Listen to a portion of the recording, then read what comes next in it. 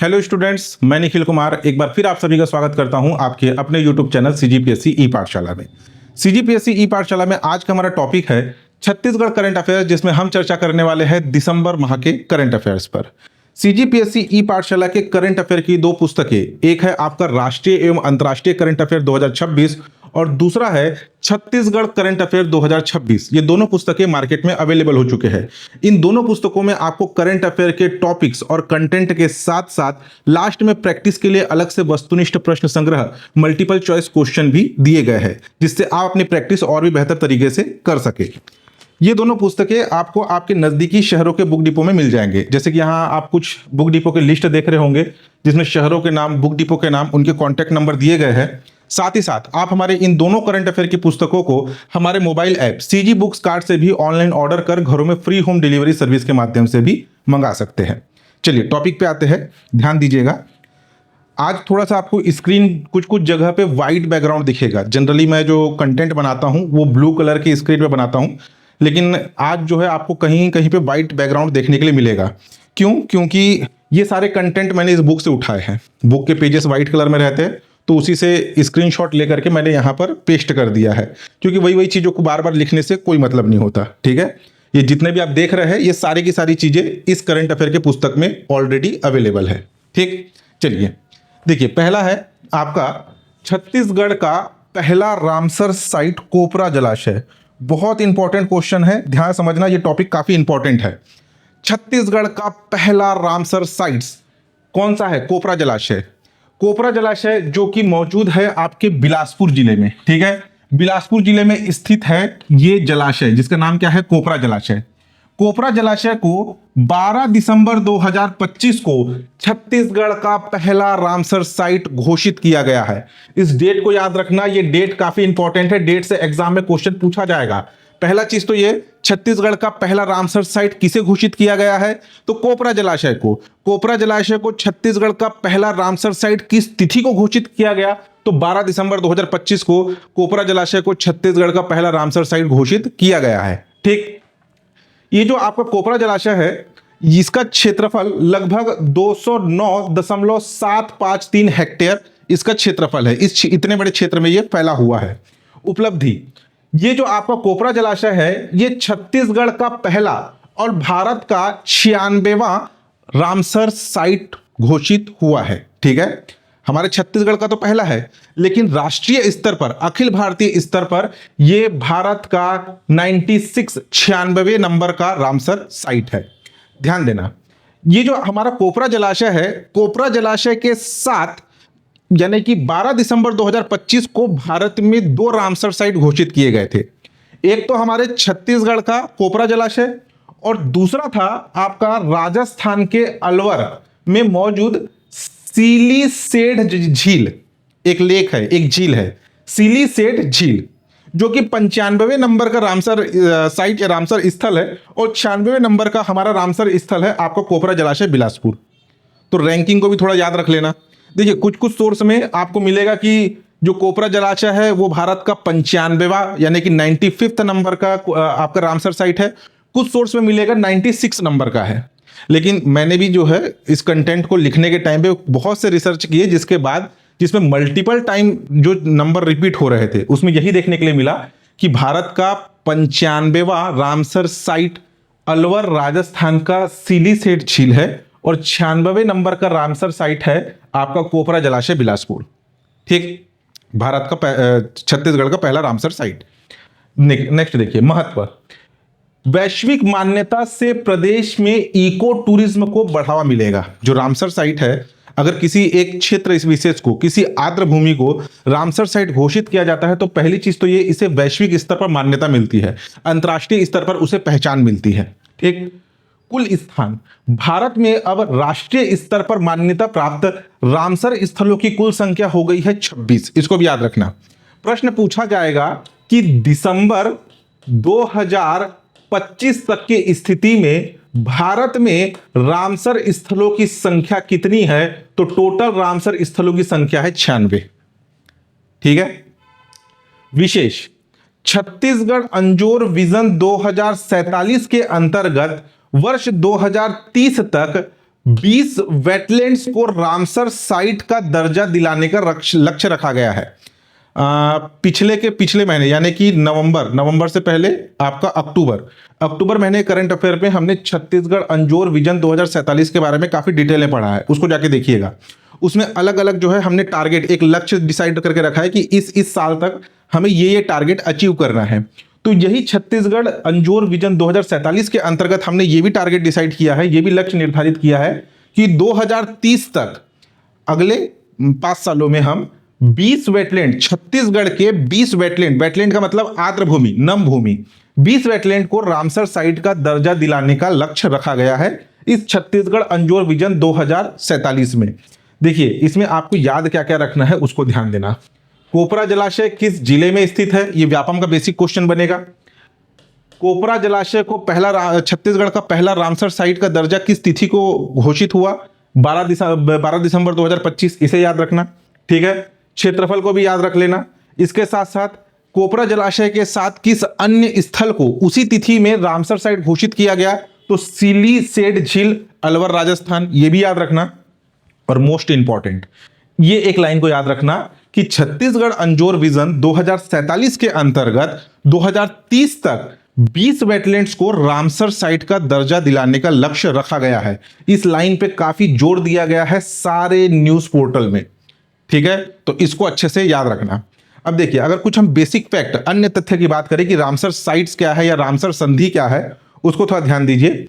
Ramsar संधि 1971 में Iran के रामसर शहर में हस्ताक्षरित हुआ था, ठीक है। वहां पे जो है ये संधि हुई थी। भारत 1 फरवरी 1982 में इसका सदस्य बना। प्रथम रामसर स्थल, भारत का पहला रामसर साइट है चिल्का झील, जो कि उड़ीसा में स्थित है, ठीक है। जैसे कि हमारे छत्तीसगढ़ का पहला रामसर साइट कौन सा है, वो है आपका कोपरा जलाशय। वैसे ही राष्ट्रीय स्तर पर, अखिल भारतीय स्तर पर भारत का पहला रामसर साइट था आपका चिल्का झील, उड़ीसा का। और केवलादेव राष्ट्रीय उद्यान, राजस्थान, ये दोनों को एक साथ जो है आपका पहला रामसर स्थल घोषित किया गया, ठीक है। एक है आपका चिल्का झील, उड़ीसा, और दूसरा केवलादेव राष्ट्रीय उद्यान, राजस्थान। 1981 को ये दोनों रामसर स्थल बने। अगर बात किया जाए कि सबसे बड़ा रामसर स्थल कौन सा है, वेटलैंड कौन सा है हमारे भारत का, तो वो है आपका सुंदरवन आर्द्र भूमि, जो कि पश्चिम बंगाल में स्थित है क्षेत्रफल के आधार पर, ठीक। सबसे छोटा कौन सा है पूछा जाए तो वो है आपका रेणुका आर्द्र भूमि, जो कि हिमाचल प्रदेश में स्थित है। मात्र 0.2 वर्ग किलोमीटर इसका क्षेत्रफल है। इसका हर एक लाइन इंपॉर्टेंट है, अच्छे से याद रखना, क्योंकि अभी के टाइम में ना जिस प्रकार के क्वेश्चन पूछे जा रहे हैं, कथन आधारित प्रश्न पूछ रहा है, लंबे लंबे स्टेटमेंट बेस्ड क्वेश्चन आ रहे हैं, ठीक है। मैच द फॉलोइंग, व्यवस्थित कीजिए, अरेंज कीजिए। देखिए क्या है, ये तो मैंने आपको छत्तीसगढ़ करंट अफेयर के हिसाब से 95वां रामसर स्थल और 96वां रामसर स्थल बताया, लेकिन 96, 95, 94, 93, 92, 91, 90 के बाद जो है 91, 92, 93, 94, 95, 96, इतना याद रखिए। क्योंकि अभी जिस प्रकार से क्वेश्चन एग्जाम में पूछे जा रहे हैं ना, तो हो सकता है कि भारत में अभी हाल ही में घोषित रामसर स्थलों को व्यवस्थित कीजिए, एक क्रमानुसार व्यवस्थित कीजिए, या अभी 2025 में कौन कौन से रामसर स्थल घोषित हुए हैं, ऐसे टाइप के क्वेश्चन जो है एग्जाम में बन सकते हैं। तो कम से कम 90 के बाद 91 से लेकर के 96 तक रामसर स्थलों की जो नाम है और जो उनका लोकेशन है, किस राज्य में स्थित है, उनको थोड़ा सा याद रखना, ठीक। नेक्स्ट देखिए, नेक्स्ट है भोरमदेव कॉरिडोर। भोरमदेव कॉरिडोर ये विकसित किया जा रहा है स्वदेश दर्शन योजना, स्वदेश दर्शन योजना 2.0 के अंतर्गत, ठीक है। स्वदेश दर्शन योजना जिसमें अलग अलग थीम के आधार पर जो है एक कॉरिडोर बनाया जाता है, एक परिपथ, एक जो है थीम आधारित परिपथ बनाए जाते हैं।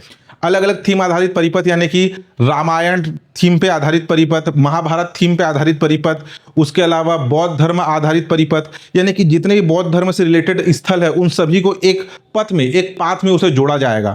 तो वैसे ही जो है आपके स्वदेश दर्शन योजना 2.0 के अंतर्गत अभी भोरमदेव कॉरिडोर विकसित किया जा रहा है, ठीक है। इसकी आधारशिला रखी गई है 1 जनवरी 2026 को, इसकी आधारशिला रखी गई है।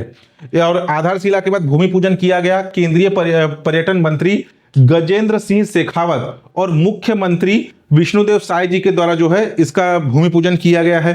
बजट इस ये जो भोरमदेव कॉरिडोर के लिए स्वदेश दर्शन योजना के अंतर्गत लगभग 146 करोड़ की राशि स्वीकृत की गई है इस कॉरिडोर को बनाने के लिए। मॉडल, ये जो भोरमदेव कॉरिडोर बनाया जा रहा है ये काशी विश्वनाथ कॉरिडोर, वाराणसी में स्थित है आपका काशी विश्वनाथ मंदिर। तो काशी विश्वनाथ कॉरिडोर की तर्ज पर हमारे छत्तीसगढ़ के भोरमदेव मंदिर का कॉरिडोर विकसित किया जा रहा है। ठीक, इस जो आपका भोरमदेव कॉरिडोर बनाया जाएगा इसमें कुल 6 प्रवेश द्वार बनाए जाएंगे। आगे आने वाले समय में और भी अपडेट मिलेगा इन प्रवेश द्वार से रिलेटेड। शामिल ये जो भोरमदेव कॉरिडोर है इसमें भोरमदेव मंदिर परिसर से मंडवा महल, छेरकी महल, रामचुआ एवं सरोदा जलाशय जैसे पुरातात्विक व पर्यटन स्थलों तक कॉरिडोर विकसित किया जाएगा इस भोरमदेव कॉरिडोर में। ठीक, विशेष, भोरमदेव को अपनी कामुक मूर्ति कला और नागर शैली के कारण छत्तीसगढ़ का खजुराहो कहा जाता है। खजुराहो का मंदिर जो कि मौजूद है आपके मध्य प्रदेश में, चंदेल वंशीय शासकों के द्वारा बनाया गया है। उस मंदिर में कुछ कामुक प्रतिमाएं जो है मंदिर की दीवारों के ऊपर उकेरी गई है। तो वैसे ही कामुक प्रतिमाएं हमारे इस भोरमदेव मंदिर के दीवारों के ऊपर उकेरी हुई है। तो सेम जो है ये खजुराहो के मंदिर से समानता रखता है, इसलिए इसे छत्तीसगढ़ का खजुराहो कहा जाता है। कामुक शैली, कामुक मूर्ति कला है और साथ ही साथ ये मंदिर किस शैली में निर्मित है? ये मंदिर निर्मित है आपका नागर शैली में। ठीक है, इस कॉरिडोर से इसे अंतर्राष्ट्रीय पर्यटन मानचित्र पर पहचान मिलेगी। ठीक, यह है आपका भोरमदेव मंदिर। छत्तीसगढ़ पर्यटन को मिलेगी नई पहल, काशी विश्वनाथ मंदिर के तर्ज पर बनेगा भोरमदेव मंदिर कॉरिडोर। स्वदेश दर्शन योजना 2.0 के अंतर्गत 146 करोड़ की लागत पर यह बनेगा, इतना याद रखना। ठीक, नेक्स्ट देखिए, gas authority of India limited GAIL urea plant, जो गेल है यानी कि gas authority of India limited, इसने अपना एक यूरिया प्लांट स्थापित किया है। कहां पर? यूरिया प्लांट स्थापित करने के लिए एक समझौता हस्ताक्षर किया है। ये गेल का यूरिया प्लांट स्थापित किया जाएगा राजनांदगांव जिले में। अभी स्थापित हुआ नहीं है, अभी केवल एक करार हुआ, एक समझौता हुआ है। ठीक है, 23 दिसंबर 2025 को छत्तीसगढ़ सरकार और gas authority of India limited के मध्य एक MOU हस्ताक्षरित हुआ है, समझौता हस्ताक्षरित हुआ है। और ये जो आपका यूरिया प्लांट स्थापित किया जाएगा, ये स्थापित किया जाएगा आपके राजनांदगांव जिले में। इसका उद्देश्य क्या है? गैस आधारित उर्वरक उत्पादन को बढ़ावा देना। ठीक है, उर्वरक का उत्पादन, लेकिन कैसे? गैस आधारित उर्वरक के उत्पादन को बढ़ावा देना। प्रस्तावित ये जो आपका यूरिया प्लांट स्थापित किया जा रहा है, इसमें इसकी जो प्रस्तावित क्षमता है वो है 12.7 लाख मीट्रिक टन। ठीक है, देखिए या तो लाख मीट्रिक टन में आएगा या तो फिर आपसे जो डाटा है मिलियन टन में पूछा जाएगा। तो अगर लाख मीट्रिक टन में कितना हो रहा है? 12.7 लाख मीट्रिक टन या 1.27 मिलियन टन, दोनों एक ही है। ठीक है, यहां पे जो है आपके लाख को मिलियन में कन्वर्ट कर दिया गया है। 12.7 लाख मीट्रिक टन इतना जो है यूरिया का उत्पादन होगा। और इसमें अनुमानित जो निवेश किया जा रहा है वो है 10,500 करोड़ का, इसमें अनुमानित निवेश किया जा रहा है। ठीक, अगर हम बात करें स्थान की, तो ये जो यूरिया प्लांट स्थापित होगा, ये जो कारखाना स्थापित होगा, ये राजनांदगांव में गेल की मुंबई नागपुर झारसुगुड़ा प्राकृतिक गैस पाइपलाइन कॉरिडोर के किनारे स्थापित किया जाएगा ताकि इसे गैस की निर्बाध आपूर्ति हो। ये जो यूरिया प्लांट या उर्वरक का जो उत्पादन किया जाएगा ये गैस आधारित है। तो गैस आधारित है यानी कि इस प्लांट में गैस की प्रॉपर आपूर्ति होना आवश्यक है। इसीलिए राजनांदगांव जिले के ऐसे स्थान का चयन किया जाएगा जहां पर प्रॉपर, जहां पे जो है ये गेल की पाइपलाइन के समीप हो। तो जो एक पाइपलाइन है मुंबई से नागपुर, नागपुर से झारसुगुड़ा होते हुए, झारसुगुड़ा जो है कनेक्ट होती है, यानी कि हमारे छत्तीसगढ़ से भी होके जाती है राजनांदगांव जिले को क्रॉस करते हुए। तो इसी पाइपलाइन के समीप जो है MNJPL, इस कॉरिडोर के समीप ही ये प्लांट स्थापित किया जाएगा। ठीक है, तो प्रश्न पूछा जाएगा कि गैस आधारित उर्वरक उत्पादन को बढ़ावा देने के लिए यूरिया प्लांट किस कंपनी के द्वारा स्थापित किया जा रहा है राजनांदगांव जिले में? तो गेल के द्वारा, यानी कि gas authority of India limited के द्वारा। ठीक है, नेक्स्ट देखिए, उत्खनन में मिली प्राचीन सभ्यता, ये भी आपके करंट अफेयर के बुक में दिया गया है। कहां पर? आपके रायपुर के आरंग के अंतर्गत आता है एक पुरातात्विक स्थल जिसका नाम है रीवा ग्राम। एक प्रमुख पुरातात्विक स्थल है हमारे छत्तीसगढ़ का। वहां पे लोरिक नगरगढ़ में जो है उत्खनन में कुछ प्राचीन सभ्यता के साक्ष्य मिले हैं। इंपॉर्टेंट है, थोड़ा ध्यान देना। उत्खनन प्रारंभ हुआ था इस रीवा ग्राम में। रीवा जो ग्राम है, पुरातात्विक स्थल है, यहां पे उत्खनन प्रारंभ हुआ 2018-19 को। प्राचीन मातृकागढ़ में सबसे पहले उत्खनन जो है प्रारंभ हुआ। दिसंबर 2025 में उत्खनन के दौरान लगभग 2000 से 2500 वर्ष पुराने प्राचीन सिक्के का बड़ा संग्रह मिला है। ठीक है, यहां पे वर्ष लिख लेना। 2000 से 2500 वर्ष पुराने प्राचीन सिक्कों का जो है बड़ा संग्रह यहां से प्राप्त हुआ है। सिक्के और मुद्राओं की अगर हम बात करें तो यहां से जो सिक्के प्राप्त हुए हैं वो पंचमार्क सिक्के, यानी कि प्रेस करके जो बनाए जाते सिक्के, थप्पा वाले पंचमार्क सिक्के, मौर्यकालीन कृष्ण मृतभांड, ठीक है, यानी कि बर्तन, सातवाहन कालीन ताम्र मुद्राएं, कुषाण कालीन सीलिंग, शरभपूर्य स्वर्ण सिक्के, शरभपूर्य शासक जो कि हमारे छत्तीसगढ़ के क्षेत्रीय राजवंश थे, शरभपूर्य शासकों के स्वर्ण सिक्के प्राप्त हुए जिसके ऊपर लिखा हुआ है श्रीमद क्रमादित्य अंकित है। ठीक है, जिसके ऊपर क्या लिखा है? श्रीमद क्रमादित्य इस सिक्के के ऊपर अंकित है। कलचुरी राजाओं के सिक्के जैसे कि रत्नदेव, जाजल्लदेव, प्रताप मल्लदेव की मुद्राएं यहां से प्राप्त हुई है। तो एक ठोक ये शरभपूर्य शासक के श्रीमद क्रमादित्य अंकित स्वर्ण सिक्का कहां से प्राप्त हुआ है पूछा जाएगा, तो ये प्राप्त हुआ है आपके आरंग रीवा ग्राम से। ठीक है। कालखंड, यहां पर जब उत्खनन किया जा रहा है तो मिट्टी की 9 परतों में मौर्य से मराठा काल तक के अवशेष प्राप्त हुए। अलग अलग परत दर परत अलग अलग राजवंश के यहां पे जो है साक्ष्य मिलते गए हैं। अभी जनवरी के करंट अफेयर का एक अपडेट है कि यहां से जो है कार्बन डेटिंग के लिए एक सैंपल अमेरिका भेजा गया था और अमेरिका में पुष्टि हुआ है कि कार्बन डेटिंग के आधार पर, कार्बन डेटिंग क्या होता है कि किसी भी, देखिए, एक प्रकार का जो है सैंपल होता है जिससे अंदाजा लगाया जाता है कि कोई वस्तु कितनी पुरानी है, ये कहलाता है कार्बन पद्धति। कार्बन पद्धति से किसी वस्तु की आयु का निर्धारण करना, ये कहलाता है कार्बन डेटिंग। तो अमेरिका भेजा गया था सैंपल रीवा ग्राम से, जिससे अभी जनवरी की बात है, जनवरी की एक आर्टिकल आया है, टेलीग्राम में सर्च कीजिएगा उसको, मैंने ई पाठशाला के टेलीग्राम चैनल में भी उसे शेयर किया है कि सैंपल जो भेजा गया था तो उसमें अमेरिका के द्वारा पुष्टि किया गया है कि रीवा ग्राम से जो भेजा गया साक्ष्य है वो बौद्ध धर्म का, जैसे हमारे भारत में एक टाइम पीरियड पे बौद्ध धर्म और जैन धर्म अलग अलग टाइम पीरियड में चल रहे थे महाजनपद काल के समय, तो उससे भी 200 साल पुराने मानव सभ्यता के साक्ष्य इस रीवा ग्राम से प्राप्त हुए हैं। ये पुष्टि कार्बन डेटिंग के आधार पर अमेरिका ने की है। ठीक है, उसको हम जनवरी करंट अफेयर में अलग से कवर करेंगे। ठीक। व्यापार मार्ग, यहां जो रीवा है, रीवा में मल्हार, सिरपुर, राजिम से जुड़ा हुआ एक व्यापारिक मार्ग भी था। पुरावशेष, यहां पर जो है वलयकूप, मिट्टी के खिलौने, लौह उपकरण, 36 मीटर व्यास का विशाल मृदा स्तूप यहां से प्राप्त हुआ है। स्तूप जो कि बौद्ध धर्म से संबंधित है। उपलब्धि, प्राचीन नगरीकरण के जीवंत दस्तावेज और जल प्रबंधन प्रणाली की उन्नत तकनीक यहां पे जो है सिद्ध हुई है। तो ये याद रखना, स्पेशली ये शरभपूर्य स्वर्ण सिक्के जिसके ऊपर श्रीमद क्रमादित्य अंकित है, इसे अलग से याद रखना। ठीक है, ये आपके करंट अफेयर के बुक में ये भी दिया गया है। नेक्स्ट है आपका प्रधानमंत्री राष्ट्रीय बाल पुरस्कार 2025।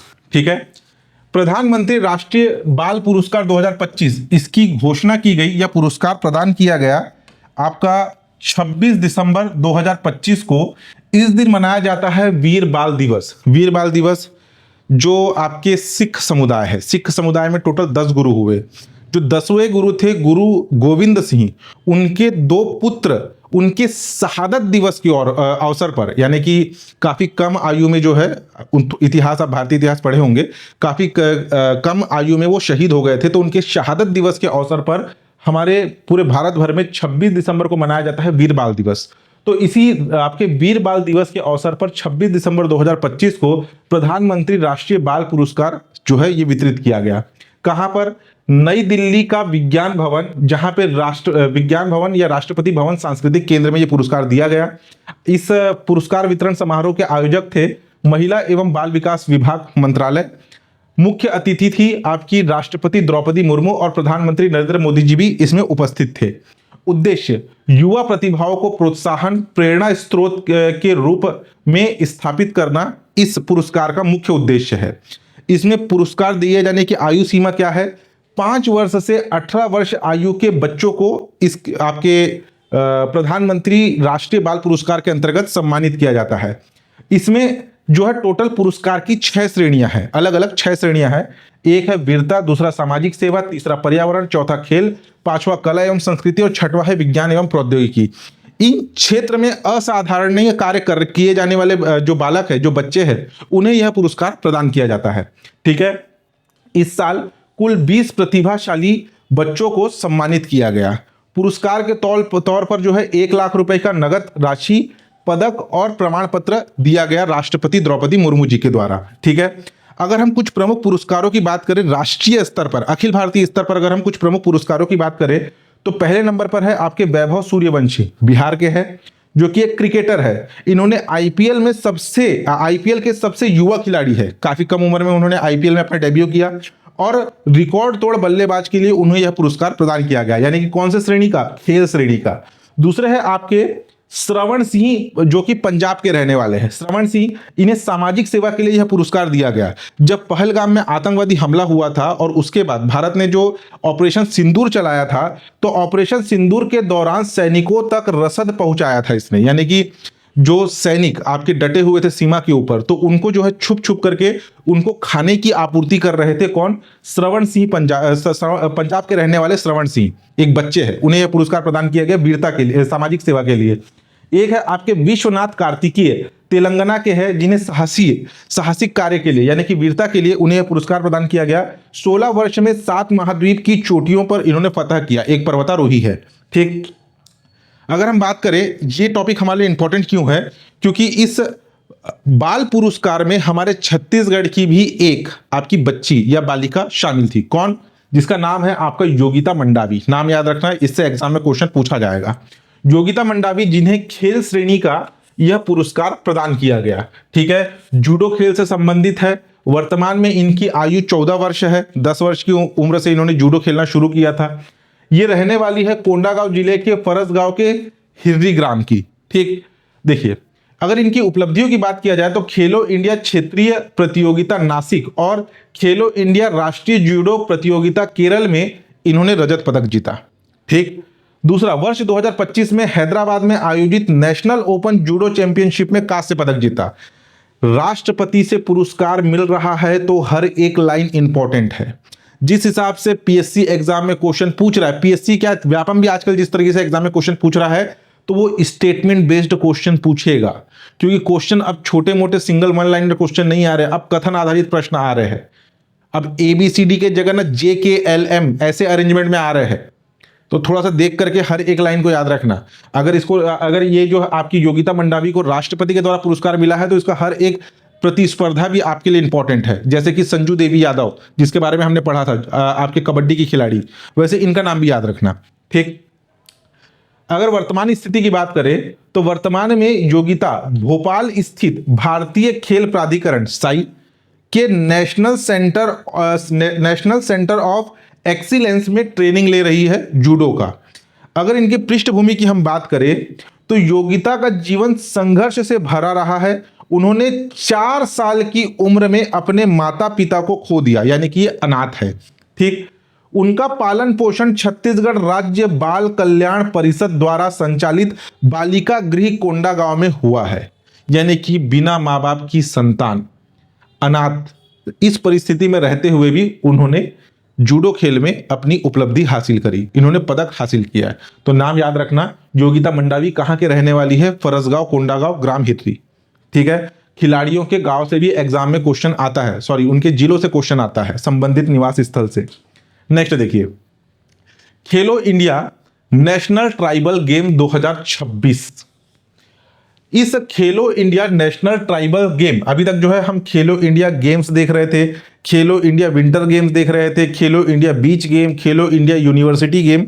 तो खेलो इंडिया का एक नया संस्करण आया है, Khelo India national tribal game. Tribal game यानी कि जनजाति समुदाय से संबंधित। ठीक, तो इसका शुभारंभ किया गया, ये पहली बार ये संस्करण आयोजित होगा खेलो इंडिया ट्राइबल गेम्स का। इसका शुभारंभ किया गया है 23 दिसंबर 2025 को। 23 दिसंबर 2025 को मुख्यमंत्री श्री विष्णुदेव साय जी और केंद्रीय खेल मंत्री मनसुख मांडविया के द्वारा जो है इसका शुभारंभ किया गया। हमारे छत्तीसगढ़ में जो है 23 दिसंबर 2025 को राज्य स्तर पर जो है युवा महोत्सव मनाया जा रहा है, आगे हम देखेंगे। तो युवा महोत्सव के अवसर पर ही खेलो इंडिया नेशनल ट्राइबल गेम्स का जो है एक शुभारंभ किया गया। ठीक, इसमें जो है आधिकारिक शुभंकर बनाया गया है। अभी इसका पहला संस्करण आयोजित होगा फरवरी में हमारे छत्तीसगढ़ में। छत्तीसगढ़ को मेजबानी सौंपी गई है पहला खेलो इंडिया नेशनल ट्राइबल गेम्स का। ठीक है, इसका शुभंकर बनाया गया है मोरवीर को, मोरवीर। ठीक है, आप जो समझ रहे वही है, मोर यानी कि जो पक्षी पीकॉक, और वीर यानी कि वीरता का एक प्रतीक है। तो मोरवीर जो है इसका शुभंकर बनाया गया है।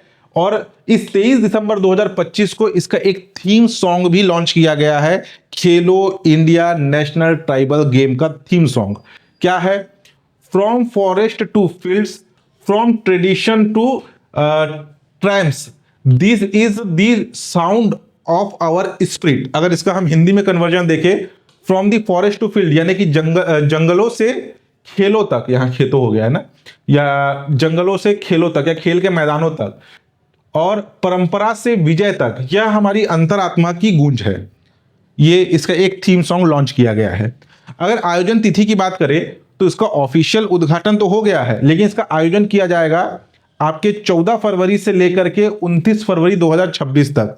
और आयोजन स्थल रहेंगे रायपुर, जगदलपुर और बिलासपुर। ठीक है, इन 3 स्थानों में जो है आपके खेलो इंडिया नेशनल ट्राइबल गेम्स का आयोजन होगा। ये आयोजन स्थल हो गए। टोटल इसमें जो है 9 खेलों को शामिल किया गया है। ध्यान देना, जो बता रहा हूं उसको समझना।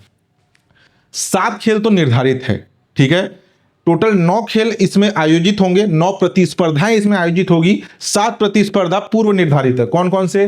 तीरंदाजी, एथलेटिक्स, फुटबॉल, हॉकी, कुश्ती, तैराकी और भारोत्तोलन यानी कि वेट लिफ्टिंग। और 2 प्रदर्शन या डेमो खेल इसमें रखे गए हैं। प्रदर्शन या डेमो खेल, ये जो 2 प्रदर्शन और डेमो खेल है ये पारंपरिक खेल पर आधारित होगा। पारंपरिक खेल यानी कि जैसे कि मलखंभ हो गया, खो खो हो गया, ये ऐसे कुछ पारंपरिक खेल इसमें अलग से शामिल किए जाएंगे। और ये कौन से पारंपरिक खेल शामिल होंगे, इसका जो चयन है ये मेजबान राज्य करेगा। मेजबान राज्य, इस बार मेजबानी पहले आपके खेलो इंडिया नेशनल ट्राइबल गेम्स की मेजबानी किसे सौंपी गई है? छत्तीसगढ़ को। तो छत्तीसगढ़ आने वाले समय में निर्धारित करेगा कि 2 प्रदर्शन खेल कौन से होंगे। तो टोटल 9 खेल है, जिसमें से 7 पूर्व निर्धारित है और 2 आने वाले समय में आपको पता चलेगा कि कौन से पारंपरिक खेल शामिल किए जा रहे हैं। ठीक, तो देखिए ये था आपका छत्तीसगढ़ राज्य युवा महोत्सव 2025-26। और ये आयोजित हुआ आपका 23 दिसंबर 2025 से लेकर के 25 दिसंबर 2025 तक छत्तीसगढ़ राज्य युवा महोत्सव का आयोजन हुआ। ठीक है, और इसी में लॉन्चिंग सेरेमनी रखी गई थी खेलो इंडिया ट्राइबल गेम्स छत्तीसगढ़ 2026 की 23 दिसंबर 2025 को। लॉन्च किस स्थान से हुआ वो भी याद रखना, राज्य खेल प्रशिक्षण केंद्र बहतराई बिलासपुर में जो है ये लॉन्चिंग सेरेमनी रखी गई थी। बाकी युवा महोत्सव जो है, युवा महोत्सव में भी आपके बहुत सारे आयोजन हुए, जैसे कि लोक नृत्य, पंथी नृत्य, राउत नाचा, सुआ नृत्य, कर्मा नृत्य, लोकगीत, वाद विवाद, कहानी लेखन, चित्रकला, कविता, नवाचार, एकांकी, पारंपरिक वेशभूषण और रॉक बैंड। इससे अभी तक वैसे क्वेश्चन तो आया नहीं है, लेकिन याद रख लेना कि खेलो इंडिया के शुभंकर, उसके थीम सॉन्ग और उसका औपचारिक तौर पर खेलो इंडिया ट्राइबल गेम्स का शुभारंभ कब किया गया? तो 23 दिसंबर 2025 को। कब से कब तक आयोजित होने वाला है? फरवरी में आयोजित होने वाला है। ठीक है, ये भी डेट याद रखना।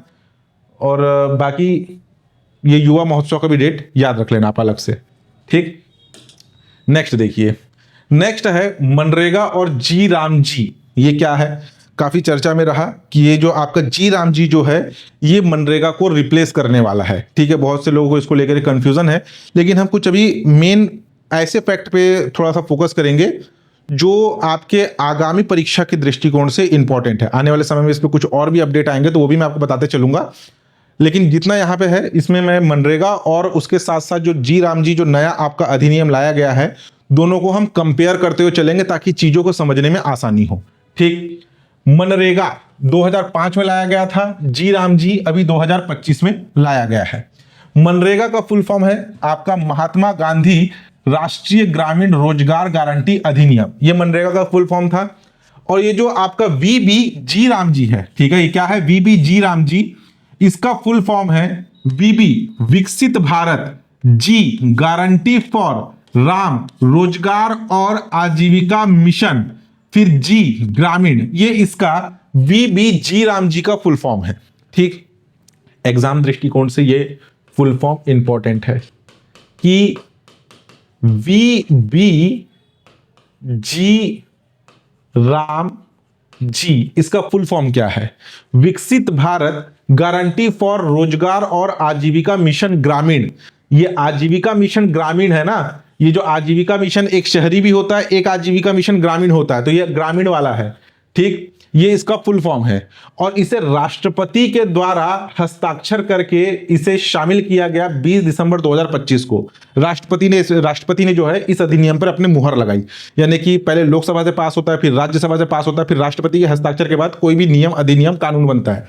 तो राष्ट्रपति ने 20 दिसंबर 2025 को जो है इस पे हस्ताक्षर किया। अब देखिए मनरेगा, इस मनरेगा के स्थान पर ही आ रहा है आपका जी राम जी। तो ये दोनों में अंतर क्या है इसको हम समझते हुए चलेंगे।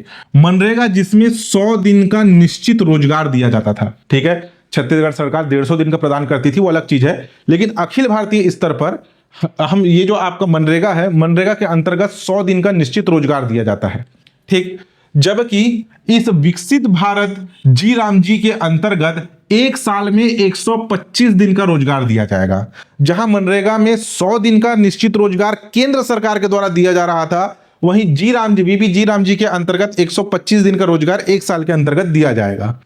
फंडिंग की बात करें, यानी कि वित्तीय पोषण की हम बात करें, जिसमें केंद्र और राज्य के वित्तीय अनुपात रहता है, तो अधिकांश खर्च केंद्र सरकार देता था मनरेगा के अंतर्गत। लेकिन जो आपका वीबीजी राम जी आया है उसमें सामान्य राज्यों में, जिसमें हमारा छत्तीसगढ़ भी शामिल है, सामान्य राज्यों में 60:40 का अनुपात होगा, यानी कि कुल बजट का 60% जो मनरेगा के लिए अलॉट किया जा रहा है उसका 60% केंद्र सरकार वहन करेगा, जबकि 40% राज्य सरकार वहन करेगी। वहीं अगर पूर्वोत्तर भारत और हिमालयी राज्यों की बात करें, पूर्वोत्तर भारत यानी कि 7 सिस्टर स्टेट, जो आपका सिक्किम है, मेघालय, त्रिपुरा, अरुणाचल प्रदेश, नागालैंड, जो 7 सिस्टर स्टेट है वो, और हिमालय के नीचे बसे हुए आपके राज्य जैसे कि उत्तराखंड हो गया, आपका हिमाचल प्रदेश हो गया, उनकी बात हो रही है। वहां पर यह अनुपात होगा 90:10 का। 90:10 मतलब 90%, कुल बजट का 90% जो है केंद्र सरकार वहन करेगा कुल वित्तीय पोषण का, और 10% ऐसे जो आपके पूर्वोत्तर और हिमालयी राज्य के राज्य शासन के द्वारा इसका वहन किया जाएगा। वहीं अगर हम यूनियन टेरिटरी केंद्र शासित प्रदेशों की बात करें तो इसमें 100% खर्च केंद्र सरकार करेगा। तीनों याद रखना ना, सामान्य राज्य, पूर्वोत्तर भारत राज्य और केंद्र शासित प्रदेश। केंद्र शासित प्रदेश की अगर हम बात करें तो जैसे कि आपकी पौंडीचेरी हो गई, दमन दीव दादर नागर हवेली हो गया, ठीक है, चंडीगढ़ हो गया, ये सभी के सभी जो है केंद्र शासित प्रदेश है। अंडमान निकोबार, लक्षद्वीप, तो यहां पर जो है 100% खर्च जो है ये आपका केंद्र सरकार के द्वारा किया जाएगा। अब अगर हम बात करें योजना के स्वरूप की, तो योजना का स्वरूप ये जो है आपका मनरेगा मांग आधारित था, डिमांड ड्रिवन था, यानी कि रोजगार के मांग के आधार पर यहां पर जो है कोई कार्य अलॉट किया जाता था।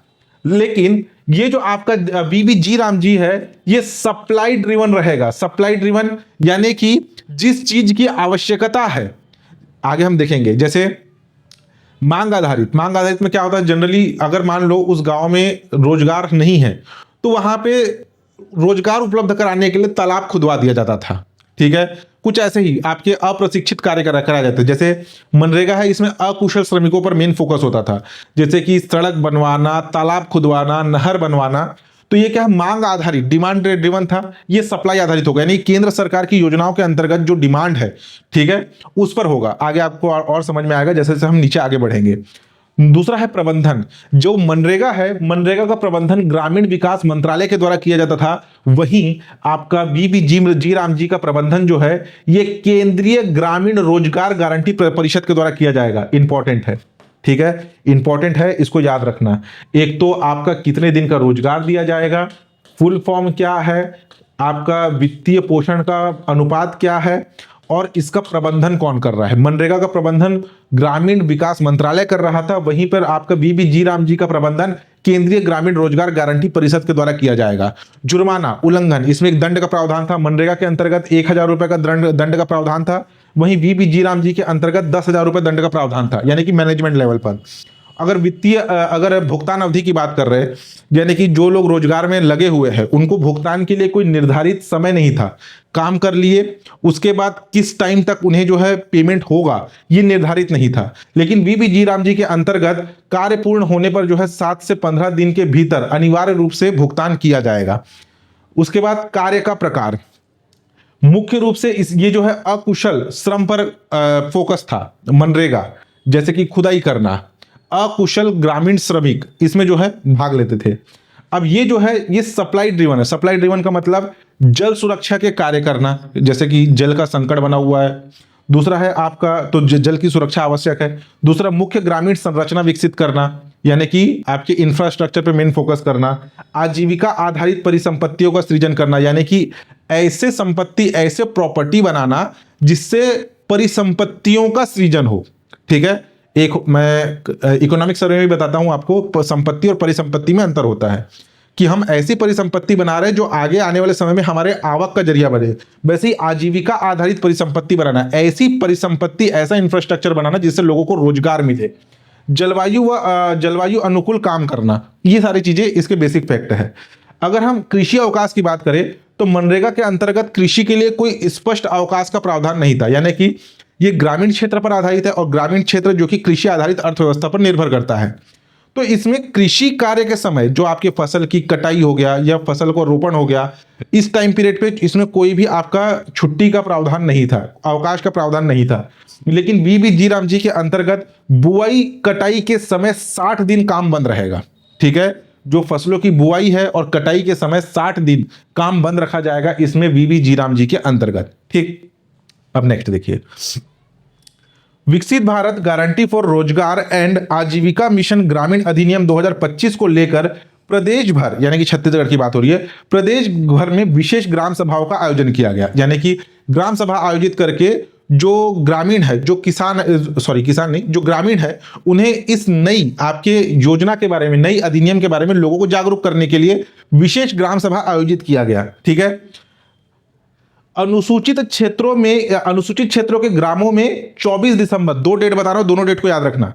जो आपके अनुसूचित क्षेत्र है, ठीक है, अनुसूचित क्षेत्र के ग्रामों में 24 दिसंबर को विशेष ग्राम सभा का आयोजन किया गया। इसमें जी राम जी अधिनियम ही प्रमुख एजेंडा होगा, यानी कि ये आयोजित हो चुका है।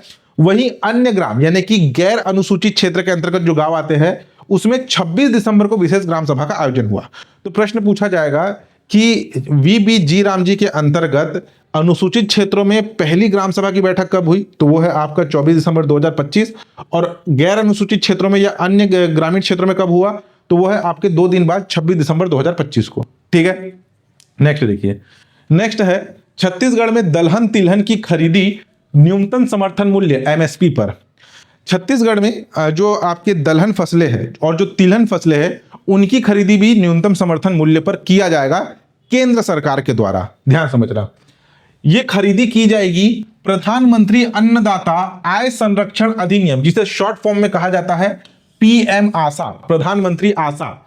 ए से अन्नदाता, ए से आय, एस से संरक्षण अभियान। ठीक है, ये आपका इस अभियान के तहत दलहन और तिलहन फसलों की खरीदी एमएसपी पर, मिनिमम सपोर्ट प्राइस, न्यूनतम समर्थन मूल्य पर किया जाएगा। फसलें, खरीफ सीजन की प्रमुख फसलें अरहर, उड़द, मूंग, सोयाबीन और मूंगफली को एमएसपी पर खरीदा जाएगा। बजट आवंटन, केंद्र सरकार ने छत्तीसगढ़ के लिए इस दलहन और तिलहन फसलों की न्यूनतम समर्थन मूल्य पर खरीदी के लिए 425 करोड़ रुपए की राशि मंजूर की है। तो ये राशि को याद रखना। ठीक है, खरीदी की जाएगी मार्कफेड के द्वारा। धान की खरीदी भी मार्कफेड करता है, इसकी खरीदी भी जो है मार्कफेड करेगा। मार्कफेड के माध्यम से सहकारी समितियों के द्वारा इन दलहन और तिलहन फसलों की खरीदी की जाएगी। खरीदी केंद्र की अगर हम बात करें तो राज्य के 22 जिलों में 222 उपार्जन केंद्र अधिसूचित किए जा चुके हैं इन दलहन और तिलहन फसलों की खरीदी के लिए। अभी तक आप केवल धान की खरीदी पर फोकस कर रहे थे, अब आपको दलहन और तिलहन फसलों की खरीदी पर भी फोकस करना होगा। ठीक, अगर हम यहां पे फसल के नाम की बात करें तो अरहर, उड़द, मूंग, मूंगफली और सोयाबीन। ठीक है, उपार्जन का लक्ष्य रखा गया, जैसे कि धान खरीदी का लक्ष्य 160 लाख मैट्रिक टन है, वैसे ही इन दलहन तिलहन फसलों के भी खरीदी का लक्ष्य रखा गया है कि अरहर जो है ये 21,330 मीट्रिक टन खरीदी का लक्ष्य रखा गया है। उड़द का 25,530, मूंग का 240, आपकी मूंगफली का 4,210 और आपका सोयाबीन का भी 4,210 मीट्रिक टन खरीदी का लक्ष्य रखा गया है। खरीदी कितना होगा आगे आने वाले समय में अपडेट हो जाएगा। जनवरी से शायद इसकी खरीदी शुरू हुई है और अलग अलग डेट में इनका जो है खरीदी बंद होने का अलग अलग डेट निर्धारित है, उसको आगे अपडेट कराऊंगा आपको। न्यूनतम समर्थन मूल्य की बात करें तो जो आपका पहले एमएसपी का जो लिस्ट जारी हुआ था वही लिस्ट है। जैसे कि आपका अरहर की खरीदी 8,000 रुपये प्रति कुंटल, उड़द की खरीदी 7,800 रुपये प्रति कुंटल।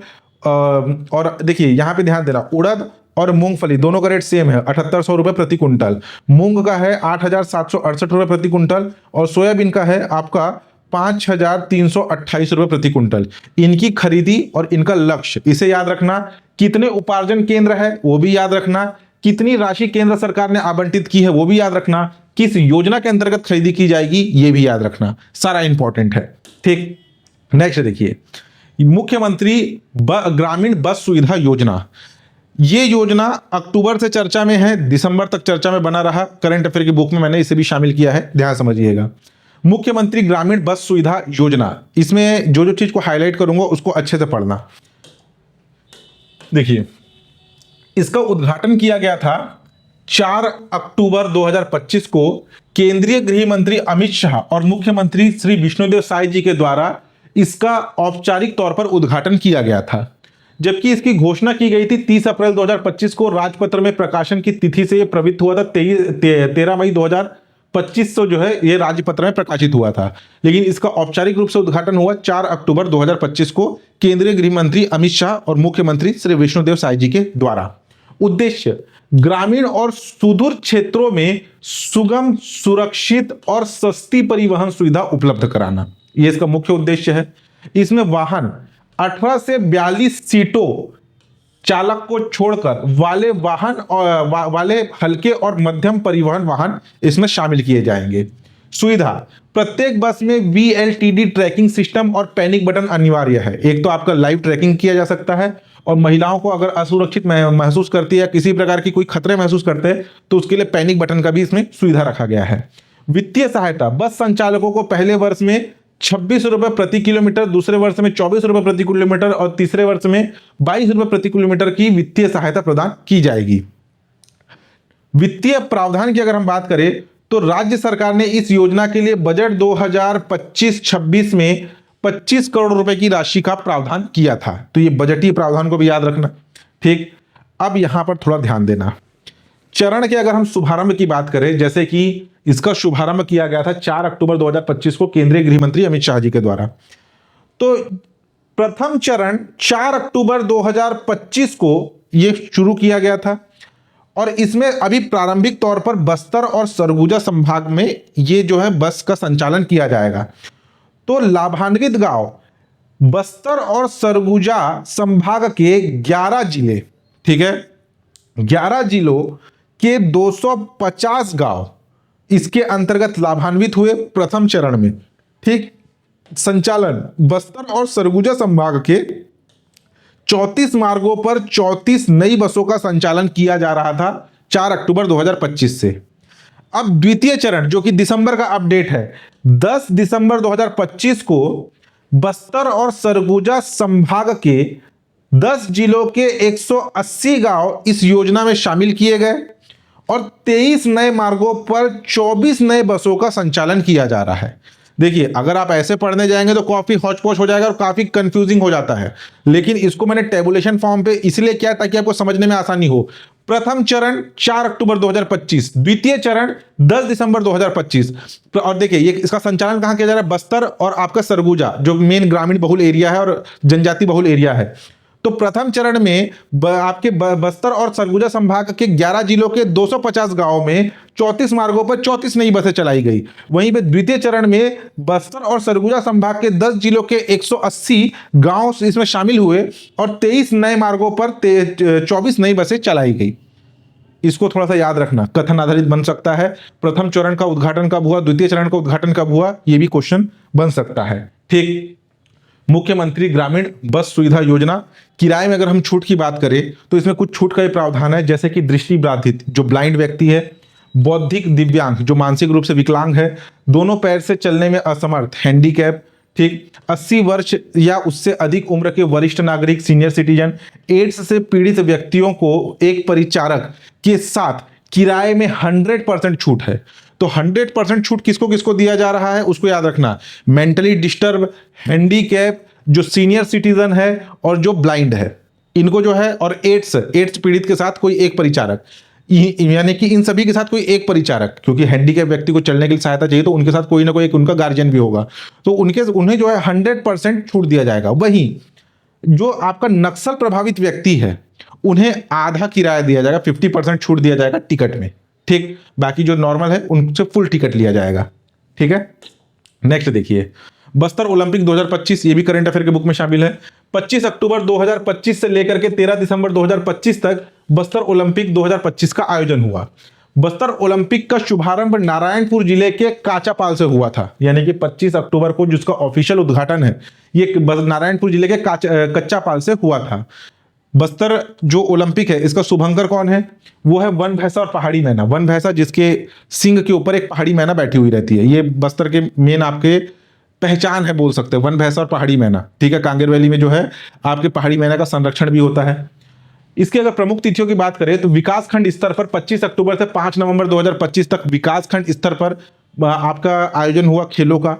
जिला स्तर पर 5 नवंबर से लेकर के 15 नवंबर 2025 तक आयोजन हुआ, और संभाग स्तर पर यानी कि फाइनल आयोजन हुआ 11 से लेकर के 13 दिसंबर 2025 तक, ठीक। शामिल खेलों की बात करें तो कुल 11 खेल शामिल थे। इसको याद रखना कि बस्तर ओलंपिक के अंतर्गत कुल कितनी खेल की विधाओं को शामिल किया गया, तो टोटल 11 खेल की विधाओं को शामिल किया गया था, ठीक है। कौन कौन से थे, एथलेटिक्स, फुटबॉल, कबड्डी, तीरंदाजी, karate, kho kho, volleyball, badminton, रस्साकसी। ये जो रस्साकसी का खेल था ये केवल सीनियर वर्ग के लोगों के लिए था, आगे हम देखेंगे। जो प्रतिस्पर्धा है उसकी भी 2 आयु वर्ग निर्धारित थे। और भारोत्तोलन और जो हॉकी है ये सीधा संभाग स्तर पर था, यानी कि विकास खंड स्तर और जिला स्तर पर नहीं था, सीधा संभाग स्तर पर जो है आपके ये भारोत्तोलन और हॉकी ये खेलों का आयोजन हुआ।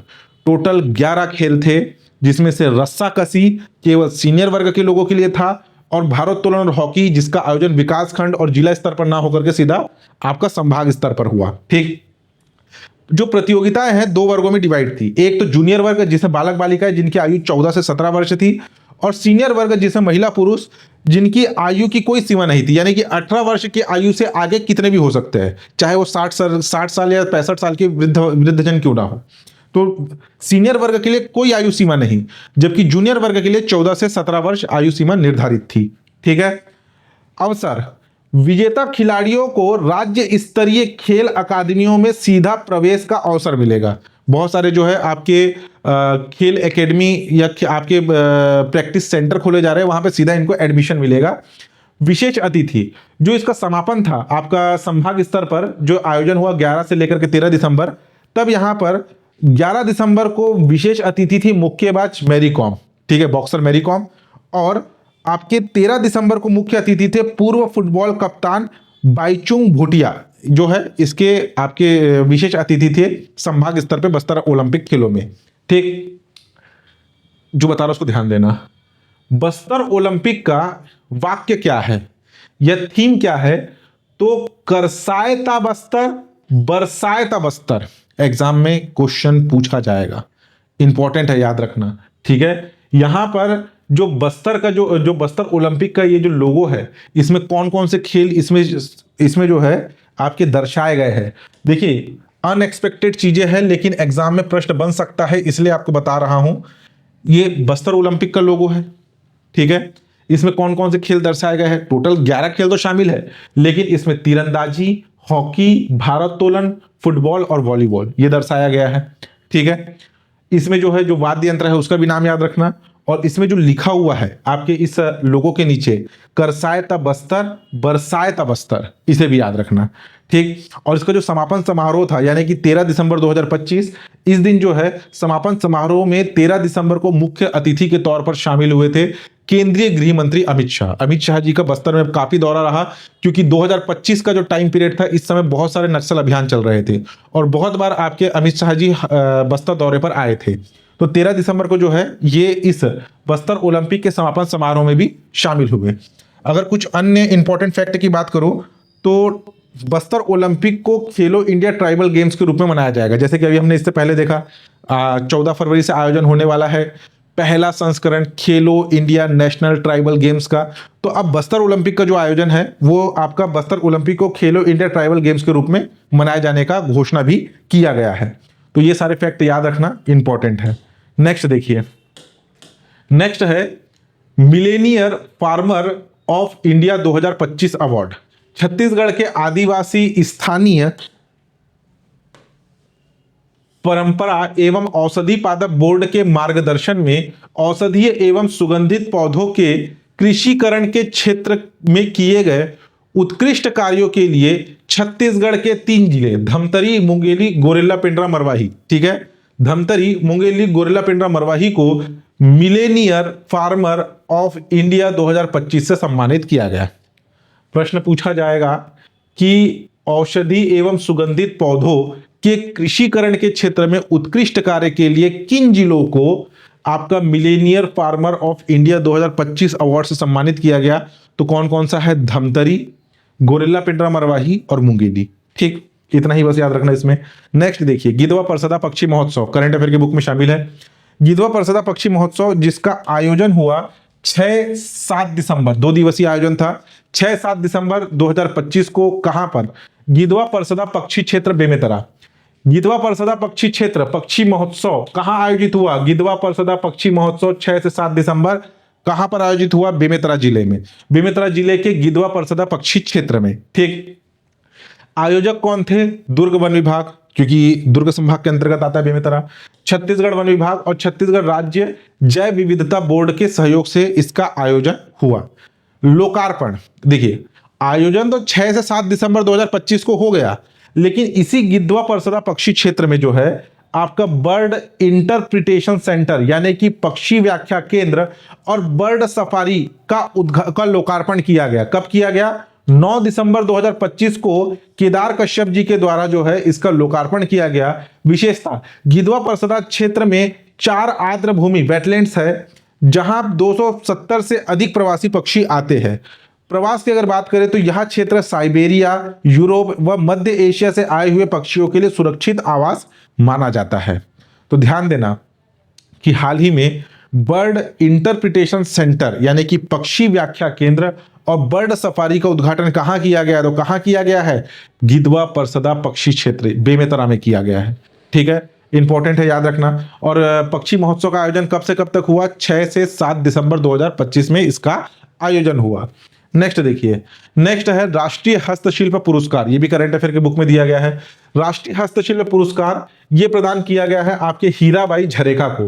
वर्ष 2023 के लिए चयनित हुई है। देखिए, पुरस्कार प्रदान किया जा रहा है 2025 में, लेकिन इन्हें 2023 में उनके कार्य के लिए पुरस्कार मिला है। क्या कार्य है आगे हम देखेंगे।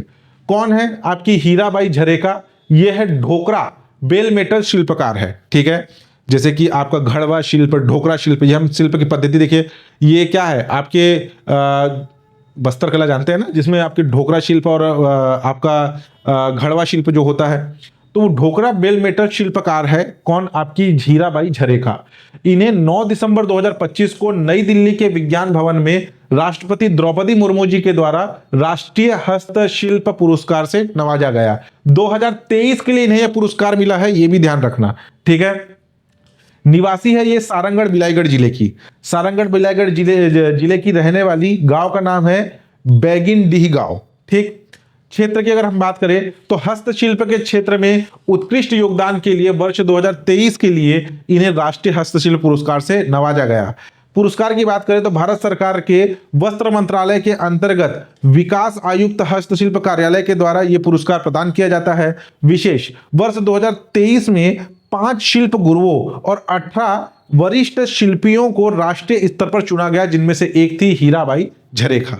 ठीक है, फोटो ब्लैक एंड व्हाइट है क्योंकि पुस्तक का एज इट इज उठा के मैंने डाल दिया है। कलरफुल फोटो भी आपको गूगल क्रोम में सर्च करेंगे नाम हीराबाई झरेखा तो दिख जाएगा। ठीक है, नेक्स्ट देखिए, फोर्टिफाइड चावल, पोषक तत्वों से भरपूर चावल का पहला निर्यात। ये शायद हमने पिछले महीने किया था करंट अफेयर में, चलो फिर भी देख लीजिए। फोर्टिफाइड चावल, फोर्टिफाइड चावल क्या होता है? ये पोषक तत्व से परिपूर्ण चावल होता है। देखिए, ये जो फोर्टिफाइड चावल है जिसमें कुपोषण से लड़ने के लिए iron, folic acid, vitamin B12 जैसे जरूरी पोषक तत्व इसमें मिलाए जाते हैं। ठीक है, इसमें iron, folic acid, vitamin B12 जैसे पोषक तत्व मिलाए जाते हैं। क्यों? कुपोषण से लड़ने के लिए, पोषण के स्तर में सुधार लाने के लिए। और ये फोर्टिफाइड चावल भेजा गया है देश जिसका नाम है पापुआ न्यू गिनी देश, जहां पे छत्तीसगढ़ से 20 मेट्रिक टन ये चावल भेजा गया है। सुविधाकर्ता कौन? छत्तीसगढ़ सरकार और कृषि एवं प्रसंस्करण खाद्य उत्पाद निर्यात विकास प्राधिकरण APEDA के द्वारा ये जो है आपका निर्यात किया गया है 20 मेट्रिक टन फोर्टिफाइड चावल।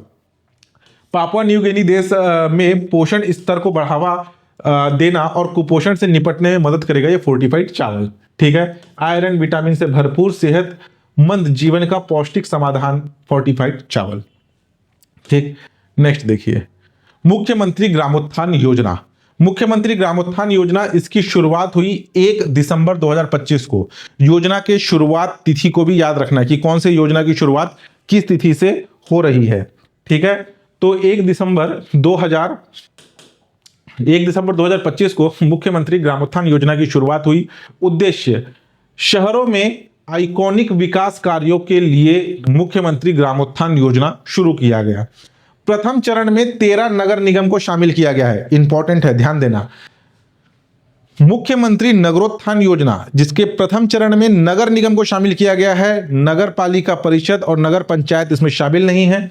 हमारे प्रदेश में टोटल 14 नगर निगम है, जिसमें से 13 नगर निगम में मुख्यमंत्री ग्रामोत्थान योजना का प्रथम चरण शुरू किया जा रहा है। एक नगर निगम शामिल नहीं है, कौन सा? राजनांदगांव। छत्तीसगढ़ के 14 नगर निगम में से राजनांदगांव को छोड़ करके 13 नगर निगम जिसमें मुख्यमंत्री ग्रामोत्थान योजना प्रथम चरण शुरू किया गया। स्वीकृत 429.45 करोड़ स्वीकृत है 13 नगर निगम में। 36 प्रोजेक्ट को मंजूरी दिया गया है इस योजना के अंतर्गत। विशेष चरणबद्ध तरीके से इसे सभी नगरीय निकायों में, यानी कि नगर निगम, नगर पालिका, नगर पंचायत में लागू किया जाएगा। बजटीय प्रावधान, छत्तीसगढ़ राज्य बजट 2025-26 में 500 करोड़ का प्रावधान ये एग्जाम में क्वेश्चन आया था कि मुख्यमंत्री नगरोत्थान योजना के अंतर्गत कितने छत्तीसगढ़ बजट 2025-26 में कितनी बजटीय राशि का प्रावधान था। एग्जाम में पूछा गया प्रश्न है 2025 में। ठीक है, योजना अंतर्गत विकासात्मक कार्य या आइकॉनिक कार्य की जो बात हो रही है, मरीन ड्राइव विस्तार, ऑक्सीजोन कम, खेल परिसर, अंतरराज्यीय बस टर्मिनल, अत्याधुनिक बस स्टैंड, सभागार, तालाब सौंदर्यीकरण, उद्यान विकास, जलापूर्ति सुदृढ़ीकरण, कॉरिडोर निर्माण, गौरव पथ निर्माण, सड़क बाईपास और चौड़ीकरण जैसे बड़े कार्य इसमें शामिल है। ठीक है, डेट याद रखना, कितने नगर निगम में शामिल है, कितनी राशि स्वीकृत है और बजटीय प्रावधान कितना है। नेक्स्ट है आपका मुख्यमंत्री ऊर्जा राहत जन अभियान। जो मुख्यमंत्री हाफ बिजली बिल योजना था उसका एक नया स्वरूप लाया गया है और नाम दिया गया है मुख्यमंत्री ऊर्जा राहत जन अभियान। ठीक, ये कब लागू हुआ? 1 दिसंबर 2025 को लागू हुआ था। घोषणा किया गया था 18 नवंबर 2025 को। लागू कब हुआ? 1 दिसंबर 2025 को। नाम क्या है? मुख्यमंत्री ऊर्जा राहत जन अभियान। ठीक है क्या? ये हाफ बिजली बिल योजना का नवीनतम संशोधित स्वरूप है ये। ठीक है, पहले क्या था? हाफ बिजली बिल योजना जिसमें 400 यूनिट तक अगर कोई विद्युत का खपत करता था तो उसका बिजली बिल हो जाता था आधा। यह था हाफ बिजली बिल योजना। अब इसका नवीनतम संशोधन स्वरूप लाया गया है। देखिए, पहले सरकार ने जो है ये जो 400 यूनिट था इसको घटा करके पहले सरकार ने 100 यूनिट कर दिया था। पूरे प्रदेश भर में काफी विरोध हुआ कि इतना कम तो नॉर्मली इसमें जो है बहुत से लाभार्थी इसमें कट जाएंगे, बहुत से लाभार्थी इसमें हट जाएंगे। 100 यूनिट जनरली हर कोई यूज कर लेता है तो योजना का लाभ हर किसी को नहीं मिलेगा। तो संशोधित करके लाया गया मुख्यमंत्री ऊर्जा राहत जन अभियान योजना। 1 दिसंबर 2025 को लागू हुआ। तो इसमें जो है 100 से बढ़ा करके 200 यूनिट किया गया और इसमें 400 यूनिट तक वाले लाभार्थियों को भी शामिल किया गया। कैसे शामिल किया गया उसको ध्यान समझना। अगर कोई 200 यूनिट तक बिजली बिल अगर खपत करता है, 200 यूनिट खपत करता है तो उसका बिजली बिल हो जाएगा आधा। ठीक है, बिजली बिल हो जाएगा उसका आधा और 42 लाख उपभोक्ता इसके अंतर्गत लाभान्वित होंगे। पहले हाफ बिजली बिल योजना के अंतर्गत लिमिट क्या था? 400 यूनिट, ये लिमिट था। ठीक है, बाद में घटा करके 100 कर दिया गया। अब घटा करके देखिए इसमें जो है इसमें कितना मिलता था? 50% छूट मिलता था, यानी कि कुल विद्युत खपत का जो बिजली बिल आता था उसको आधा कर दिया जाता था। पहले 100 किया गया, अब इसे बढ़ा करके 200 कर दिया गया। यानी कि कोई अगर घर या कोई परिवार 200 यूनिट तक विद्युत खपत करता है तो उसके बिजली बिल को आधा कर दिया जाएगा और इसमें लगभग 42 लाख उपभोक्ता लाभान्वित होने वाले हैं। वहीं जो 400 हाफ बिजली बिल योजना के अंतर्गत जो 400 यूनिट का लाभ मिल रहा था, तो इसमें बताया गया कि 200 यूनिट तक वालों को तो 50% का लाभ मिलेगा। उसके अलावा जो 200 से अधिक और 400 यूनिट तक विद्युत का खपत कर रहे हैं उन्हें 50% अगले 1 साल तक दिया जाएगा। इनमें कोई समय सीमा निर्धारित नहीं है, लेकिन 200 से 400 यूनिट वालों के लिए समय समय निर्धारित है अगले 1 साल तक, यानी कि 1 दिसंबर 2025 से 1 दिसंबर 2026 तक। इसमें 6 लाख उपभोक्ता लाभान्वित होंगे। यानी कि पहले जो आपके 400 यूनिट का जो हटा दिया गया था उसे इसमें शामिल किया गया। ध्यान समझना, जो मुख्यमंत्री हाफ बिजली बिल योजना था इसके अंतर्गत लाभान्वित यानी कि जो क्राइटेरिया था वो था 400 यूनिट, जिसमें बिजली बिल सीधा हो जाता था 50%। बाद में सरकार ने इसे घटा करके कर दिया 100 यूनिट। पूरे प्रदेश भर में इसका विरोध हुआ। विरोध के बाद जो है इसको फिर से संशोधन करके नया योजना लाया गया, मुख्यमंत्री ऊर्जा राहत अभियान, जिसमें 200 यूनिट 400 के जगह 200 यूनिट किया गया। 200 यूनिट तक विद्युत खपत वाले को 50% छूट दिया जाएगा और उसके बाद भी अगर कोई 200 से 400 यूनिट तक विद्युत खपत करता है तो उसको अगले 1 साल तक, इसमें टाइम लिमिट नहीं है, इसमें टाइम लिमिट है, अगले 1 साल तक 50% छूट दिया जाएगा। इसमें 42 लाख उपभोक्ता लाभान्वित हो रहे हैं, इसमें 6 लाख उपभोक्ता लाभान्वित होंगे। प्रदेश सरकार का कहना है कि ऐसा इसलिए किया जा रहा है ताकि हम जो है आपके नवीनीकरण ऊर्जा के स्रोत यानी कि जो आपके पीएम सूर्य घर योजना है, सोलर पैनल के माध्यम से जो विद्युत का उत्पादन हो रहा है, जिसमें केंद्र सरकार और राज्य सरकार दोनों सब्सिडी दे रही है, तो इस सब्सिडी का लाभ उठा करके ज्यादा से ज्यादा लोग आपके घरों में सोलर पैनल लगवाए।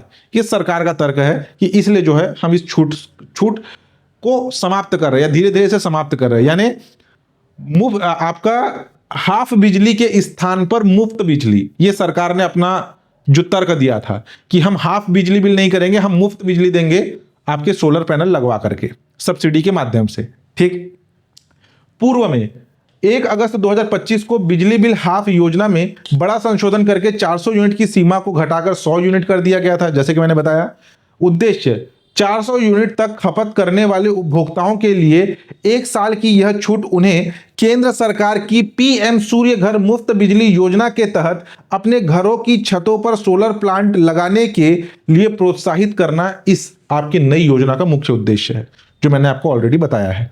ठीक है, नेक्स्ट देखिए, 59वां ज्ञानपीठ पुरस्कार आपके विनोद कुमार शुक्ल जी। ठीक है, पिछले बार भी करंट अफेयर में हमने शायद पढ़ा है, इस बार भी हम पढ़ रहे हैं। क्यों? क्योंकि हमारे प्रदेश के पहले ज्ञानपीठ पुरस्कार से सम्मानित जो लेखक है आपके विनोद कुमार शुक्ल जी, उनका हाल ही में निधन हुआ। देखिए, विनोद कुमार शुक्ल जी का जन्म हुआ आपका 1 जनवरी 1937 को। कहां हुआ? राजनांदगांव में। इनका निधन हुआ 23 दिसंबर 2025 को, रायपुर एम्स में इनका निधन हुआ। ठीक है, इन्हें 59वां ज्ञानपीठ पुरस्कार दिया गया, यानी घोषणा हुआ 29 मार्च 2025 को, पुरस्कार प्रदान किया गया। देखिए, अभी दिसंबर में इनका निधन हुआ, 1 महीने पहले 21 नवंबर 2025 को इन्हें ज्ञानपीठ पुरस्कार से सम्मानित किया गया। घोषणा हुआ था 22 मार्च 2025 को, सम्मानित किया गया 21 नवंबर 2025 को ज्ञानपीठ महाप्रबंधक RN तिवारी जी के द्वारा। ठीक है, विनोद कुमार शुक्ल जी। ज्ञानपीठ पुरस्कार यह प्रतिष्ठित पुरस्कार पाने वाले छत्तीसगढ़ के पहले और हिंदी साहित्य के 12वें व्यक्ति है। ठीक है, अलग अलग भाषाओं में जो है पुरस्कार दिया जाता है, तो हिंदी साहित्य के 12वें व्यक्ति, ये क्रम याद रखना, और छत्तीसगढ़ के पहले व्यक्ति है। इसमें 11 लाख रुपए का नगद पुरस्कार, प्रशस्ति पत्र और वांग देवी यानी कि देवी सरस्वती की प्रतिमा दी जाती है ज्ञानपीठ पुरस्कार में।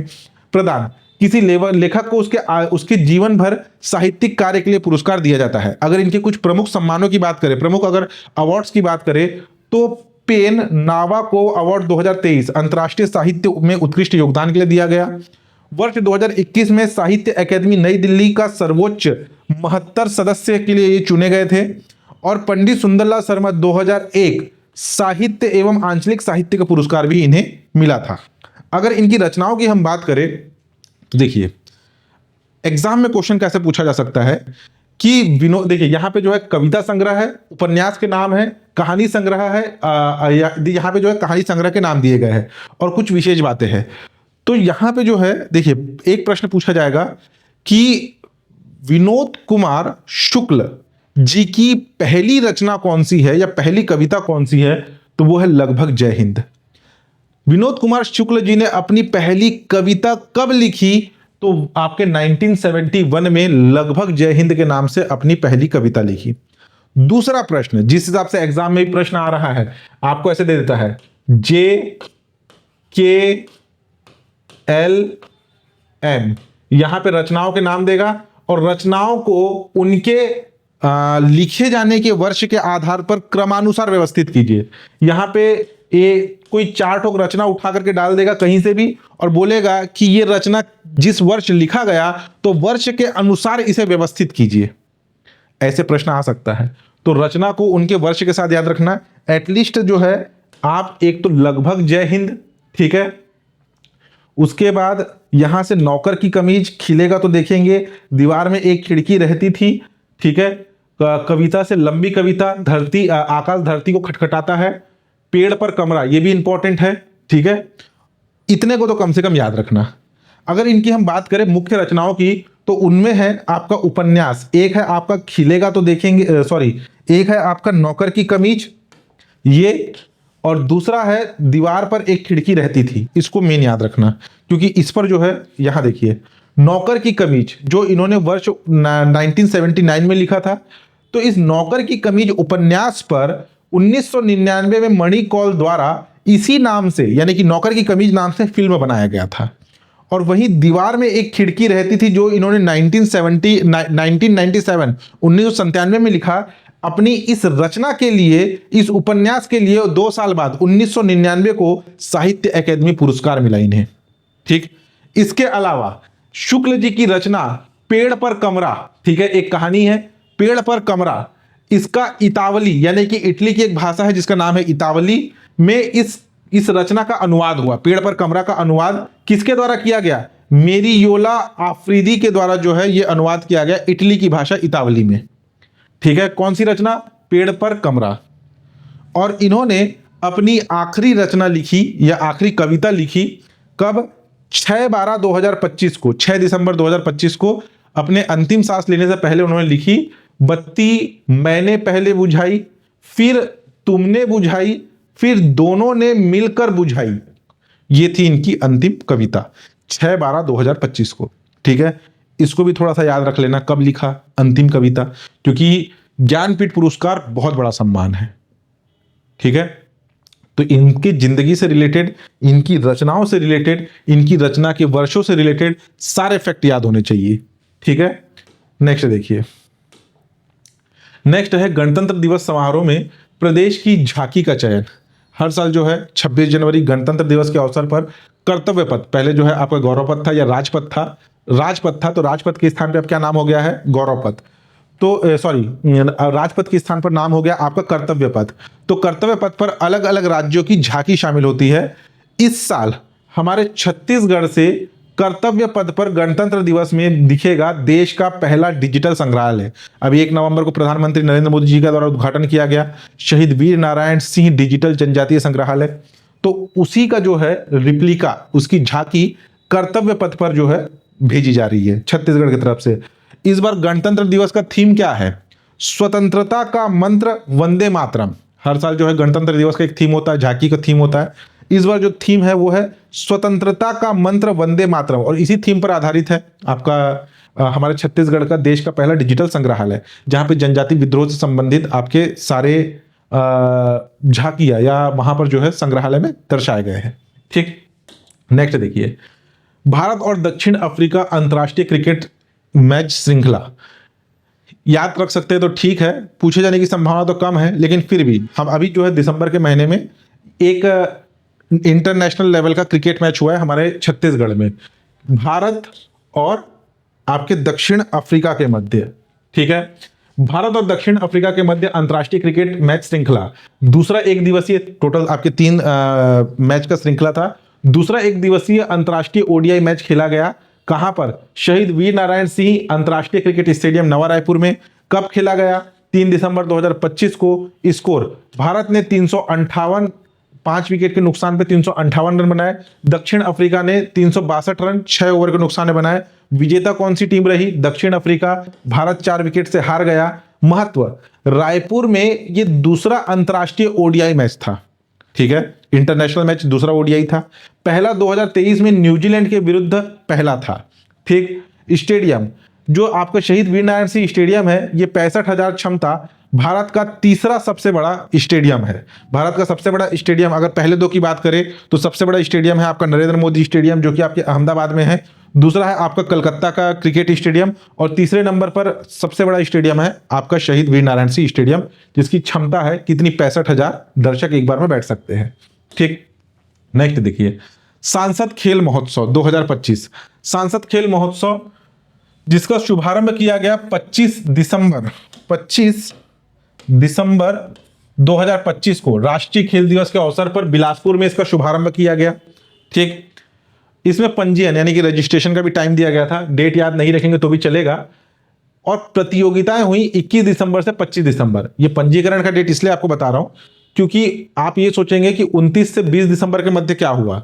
शुभारंभ हुआ 29 अगस्त को, उसके बाद 29 अगस्त से 20 सितंबर तक जो है आपका रजिस्ट्रेशन हुआ और प्रतिस्पर्धाएं हुई। ये आपके लिए इंपॉर्टेंट है, 21 सितंबर से लेकर के 25 सितंबर तक इसमें जो है प्रतिस्पर्धाएं हुई।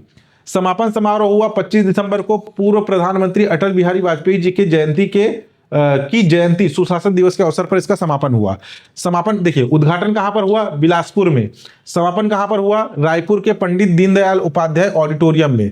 पीएम नरेंद्र मोदी वर्चुअल संबोधन किए इसके समापन में, ठीक है। और सीएम विष्णुदेव साय और भाजपा प्रदेश अध्यक्ष किरण सिंहदेव इसमें उपस्थित थे। इसमें जो है 3 स्तर पर प्रतिस्पर्धाएं हुई, एक विकासखंड स्तर पर, दूसरा विधानसभा स्तर पर और तीसरा लोकसभा स्तर पर। क्योंकि यहां पर बात क्या हो रही है? सांसद खेल महोत्सव की बात हो रही है, तो विकासखंड, विधानसभा और एक आपका लोकसभा स्तर पर। अगर खेलों की बात करें तो इसमें पारंपरिक और आधुनिक खेल दोनों शामिल थे। पारंपरिक खेल जैसे कि गेड़ी दौड़, गिल्ली डंडा, रस्सा कस्सी, कबड्डी, खो खो, फुगड़ी और कुश्ती। आधुनिक खेलों की बात करें तो क्रिकेट, वॉलीबॉल, एथलेटिक्स जैसे कि दौड़, लंबी कूद, गोला फेंक, बास्केटबॉल, शतरंज और बैडमिंटन, ठीक। प्रतिभागी इसमें आयु सीमा निर्धारित थी, 14 से लेकर के 40 प्लस वर्ष आयु की विभिन्न आयु श्रेणियों के पुरुष और महिला खिलाड़ी। और रायपुर में पहली बार ट्रांसजेंडर खिलाड़ियों को भी अपनी प्रतिभा प्रदर्शन करने का मौका मिला। मान्यता, विजेता खिलाड़ियों को उत्कृष्ट प्रदर्शन करने वाले युवाओं को नमो फिट इंडिया लीडर्स के रूप में भी पहचान दी गई। तो ये था आपका सांसद खेल महोत्सव, ठीक। नेक्स्ट देखिए, मुख्यमंत्री उत्कृष्टता पुरस्कार 2025। इंपॉर्टेंट हो भी सकता है और नहीं भी हो सकता है। थोड़ा सा यहाँ पे ना आप लोगों का मेहनत ज्यादा है, जो बताऊंगा उसको ध्यान देना। जितने आपके येलो कलर में लिखे हुए वो उन चीजों को मेन फोकस कीजिएगा।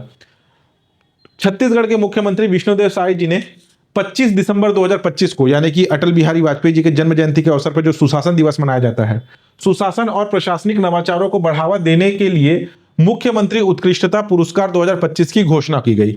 इस साल कुल 10 नवाचारों को उनके उत्कृष्ट परिणामों और प्रदर्शिता के लिए चुना गया, ठीक है। 5 जिला स्तरीय पुरस्कार प्रदान किए गए, 5 विभाग स्तरीय पुरस्कार प्रदान किए गए। जिला स्तरीय पुरस्कार दंतेवाड़ा, जशपुर, गरियाबंद, मोहिला मानपुर, अंबागढ़ चौकी और नारायणपुर को पुरस्कार मिला। वहीं विभागीय स्तर पुरस्कार शिक्षा, उद्योग, आबकारी, वन और पंचायत विभाग को मिला। पहले तो यही याद रख लेना। दंतेवाड़ा को ब्लॉकचेन आधारित भूमि अभिलेख डिजिटलीकरण, पारदर्शिता और धोखाधड़ी रोकने के लिए मिला, ठीक है। पहले तो देखिए, पहले जिलों के नाम याद रख लेना और विभागों के नाम याद रख लेना। उसके बाद अगर ये याद हो जाए तब जो है पहल को याद रखना, जो नवाचार पहल हुए हैं। जशपुर को जो है निर्माण जशपुर डिजिटल मॉनिटरिंग पोर्टल इसके लिए मिला, यानी कि जो इंफ्रास्ट्रक्चर कार्यों का रियल टाइम ट्रैकिंग था। गरियाबंद को हाथी ट्रैकिंग और अलर्ट ऐप, यानी कि मानव हाथी के मध्य जो द्वंद्व होता है, मानव जो हाथी जो है मानव बसाहटों में घुस करके जो जान माल की हानि करता है, तो उसको रोकने के लिए हाथी ट्रैकिंग और अलर्ट ऐप बनाया गया था जशपुर के द्वारा। तो मानव हाथी संघर्ष को कम करने के लिए गरियाबंद को यह पुरस्कार मिला। मोहिला मानपुर अंबागढ़ चौकी पोषण नवाचार योजना ATHR कुपोषण दूर करने में 77.5% सफलता के लिए मोहिला मानपुर अंबागढ़ चौकी को यह पुरस्कार मिला।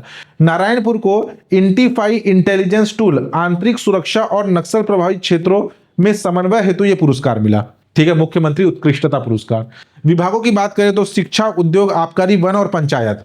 शिक्षा विभाग को विद्या समीक्षा केंद्र के लिए पुरस्कार मिला। उद्योग विभाग को वन क्लिक सिंगल विंडो प्रणाली के लिए मिला। आबकारी विभाग को ई गवर्नेंस सुधार में एंड टू एंड डिजिटलीकरण के लिए मिला। वन विभाग को जो है आपका ई कुबेर, इसको याद रखना ना, ई कुबेर डिजिटल प्रणाली से नक्सल क्षेत्रों में कैशलेस लेन देन के लिए मिला। और पंचायत विभाग को मनरेगा में क्यूआर कोड आधारित सूचना प्रबंधन व्यवस्था के लिए पुरस्कार मिला। ठीक, नेक्स्ट देखिए, IGKY को धान समेत 43 फसलों के संरक्षण का अधिकार मिला। यानी कि ये IGKY क्या है? ये है आपका इंदिरा गांधी कृषि विश्वविद्यालय। ठीक, IGKY, इसको जो है धान के साथ टोटल 43 फसलों के संरक्षण का अधिकार मिला है। इन 43 फसलों में से 30 तो धान की किस्में हैं, सर्वाधिक धान की किस्में इसमें शामिल है।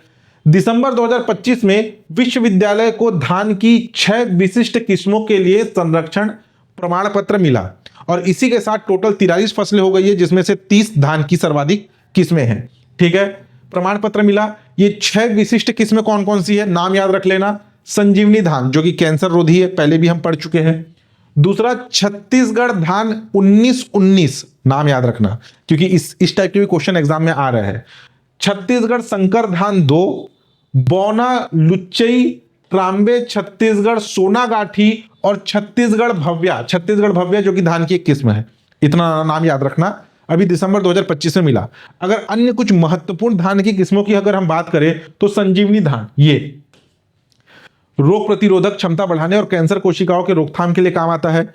विक्रम TSR जो कि झुलसा रोग के प्रतिरोधक है, यह कम समय में पकने के वाला धान की किस्म है जो कि डॉक्टर विक्रम साराभाई के नाम पर रखा गया है। विक्रम TSR धान की एक प्रजाति है। प्रोटेजिन धान, देखिए धान के किस्म को थोड़ा याद रख लेना क्योंकि एग्जाम में क्या क्वेश्चन आएगा उसका अनुमान नहीं लगाया जा सकता। इसमें जिंक की मात्रा होती है प्रोटेजिन धान में लगभग 20.99 ppm और प्रोटीन होता है 9.29, जिसके कारण गर्भवती और बच्चों के विकास के लिए फायदेमंद है। और एक है दुबराज म्यूटेंट धान, जिसमें यह लगभग 110 से 130 दिन में पकती है।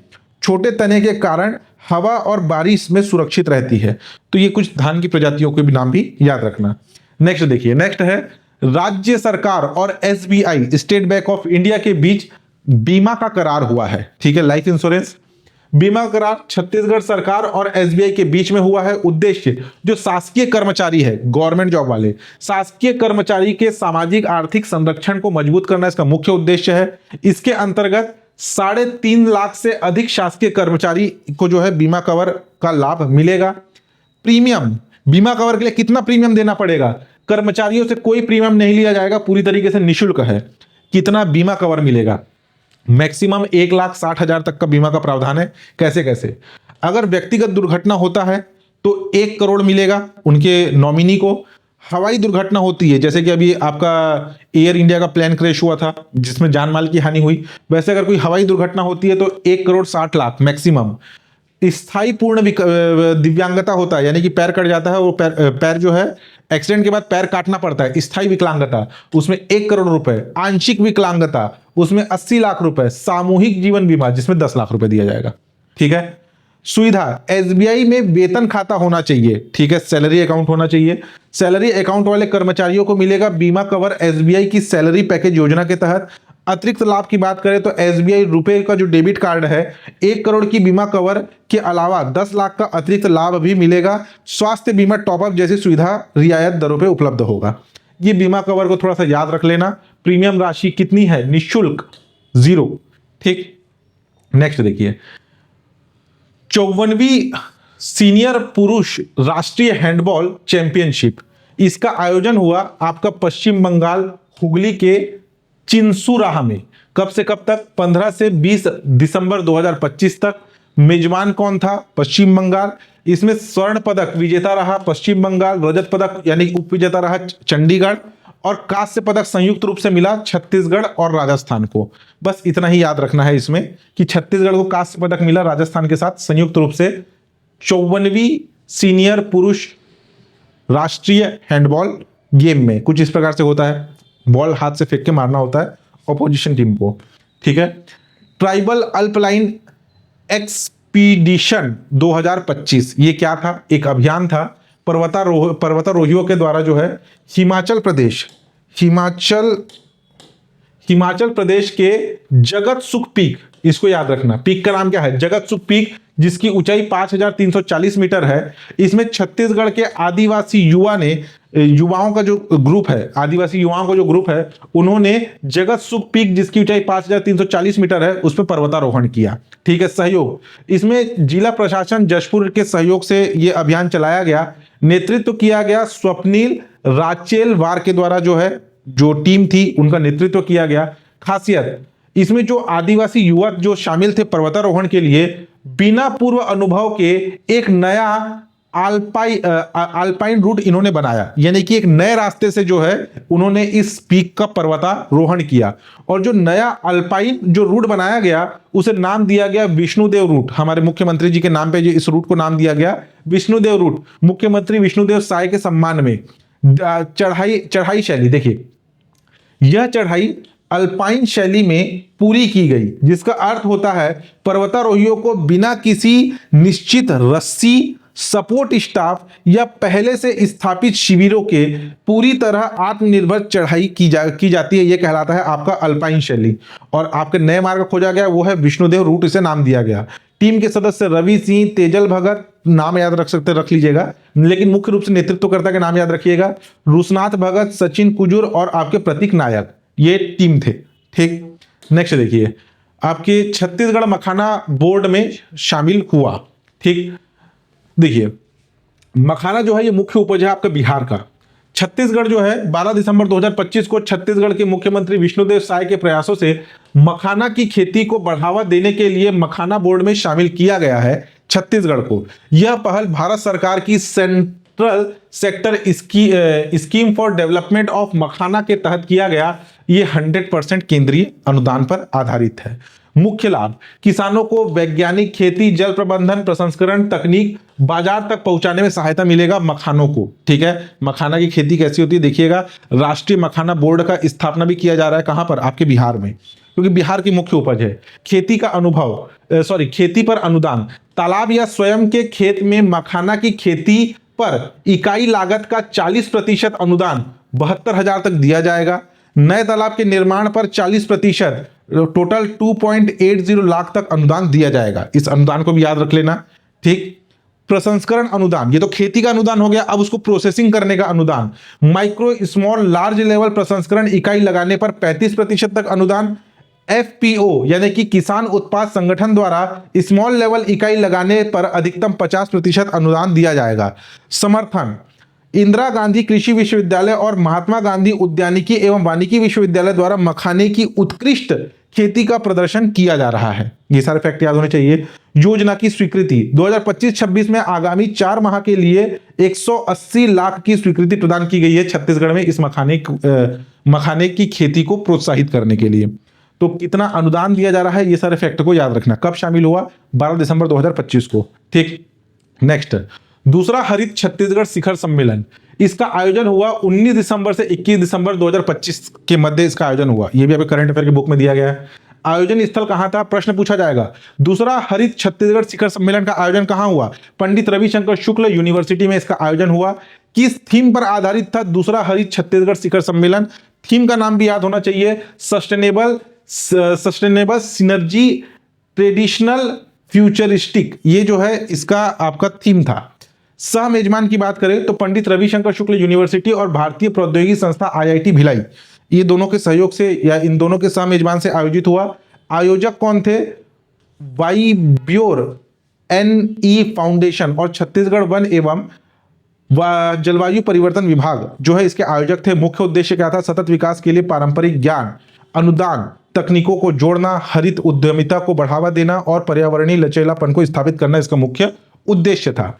नेक्स्ट देखिए, जशपुर में तीरंदाजी एकेडमी, जशपुर जिले के बगीचा विकास खंड के पंडरापाट के अंतर्गत आता है। सन्ना में एक अत्याधुनिक तीरंदाजी एकेडमी स्थापित करने का निर्णय लिया गया है। इस परियोजना के लिए टोटल आपके 20 करोड़ की राशि एनटीपीसी के सहयोग से, NTPC corporate social responsibility fund के माध्यम से स्वीकृत की गई है 13 दिसंबर 2025। एक और अपडेट है, आप सभी को मालूम होगा कि प्रदेश सरकार ने पहले घोषणा किया था कि ओलंपिक खेलों में प्रोत्साहित करने के लिए मुख्यमंत्री विष्णुदेव साय जी की बड़ी घोषणा, एक घोषणा पहले हुआ था। क्या घोषणा था कि अगर कोई छत्तीसगढ़ का खिलाड़ी ओलंपिक खेल में स्वर्ण पदक जीत के लाएगा तो उसे 3 करोड़ रुपए, रजत पदक जीत के लाएगा तो 2 करोड़ रुपए और कांस्य पदक जीत के लाएगा तो 1 करोड़ रुपए की प्रोत्साहन राशि दी जाएगी। इसमें एक नया अपडेट आया है कि अगर कोई छत्तीसगढ़ का खिलाड़ी ओलंपिक खेलों में भाग ही लेता है, अगर पदक नहीं जीतता, केवल उसने भाग ही लिया है, तो 21 लाख रुपए की प्रोत्साहन राशि दिया जाएगा। अगर गोल्ड मेडल जीता तो उसे 3 करोड़ रुपए, उसके अलावा सिल्वर तो 2 करोड़ और आपका ब्रॉन्ज तो 1 करोड़। अगर कोई पदक नहीं जीता, उसने केवल आपके छत्तीसगढ़ से भारतीय टीम का प्रतिनिधित्व ओलंपिक खेलों में किया, तो उसे जो है 21 लाख की प्रोत्साहन राशि दी जाएगी।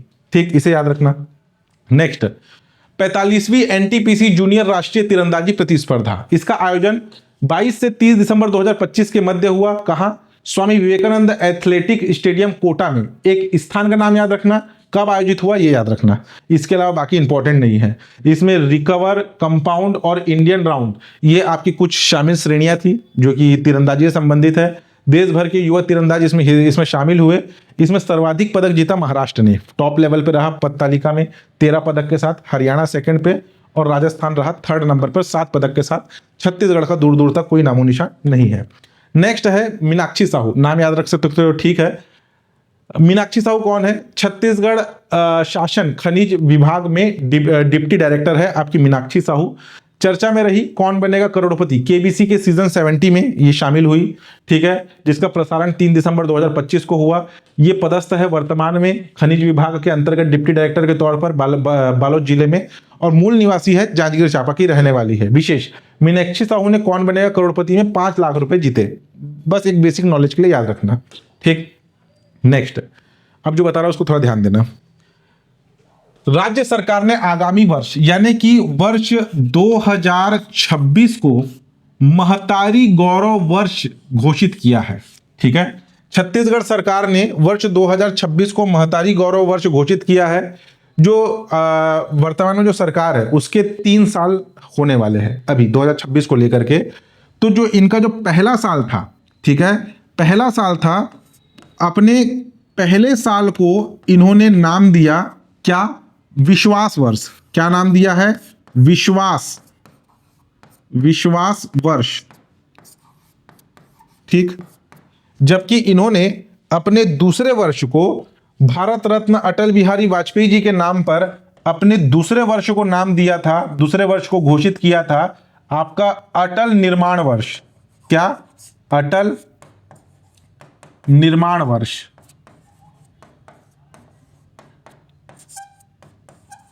ठीक। जबकि अपने तीसरे कार्यकाल के तीसरे वर्ष को घोषित कर रहे हैं ये क्या? महतारी गौरव वर्ष। तो ये तीनों वर्ष को याद रख लेना, महतारी गौरव वर्ष, ठीक है। कुछ बेसिक फैक्ट है। प्रदेश के सबसे अधिक आशीर्वाद मातृशक्ति से मिलता है। माताओं और बहनों के स्नेह, विश्वास और समर्थन, जो बेसिक फैक्ट है उसको पढ़ लेना। लेकिन जो हमारे लिए इंपॉर्टेंट है कि प्रदेश सरकार के द्वारा वर्ष 2026 को कौन सा वर्ष घोषित किया गया है? विश्वास वर्ष, अटल निर्माण वर्ष, महतारी गौरव वर्ष, जनजाति उत्थान वर्ष, ऐसे अलग अलग ऑप्शन देगा। तो महतारी गौरव वर्ष घोषित किया गया है 2026 को, ठीक। नेक्स्ट देखिए, अभी हाल ही में जो है एक नया रिपोर्ट आया है। रिपोर्ट का नाम क्या है? डायनेमिक, ठीक है। केंद्रीय भूजल बोर्ड के द्वारा एक नया रिपोर्ट आया है। रिपोर्ट का नाम है dynamic ground water resources of India 2025, ठीक है, यहां पे लिख देता हूं। रिपोर्ट का नाम क्या है? Dynamic ground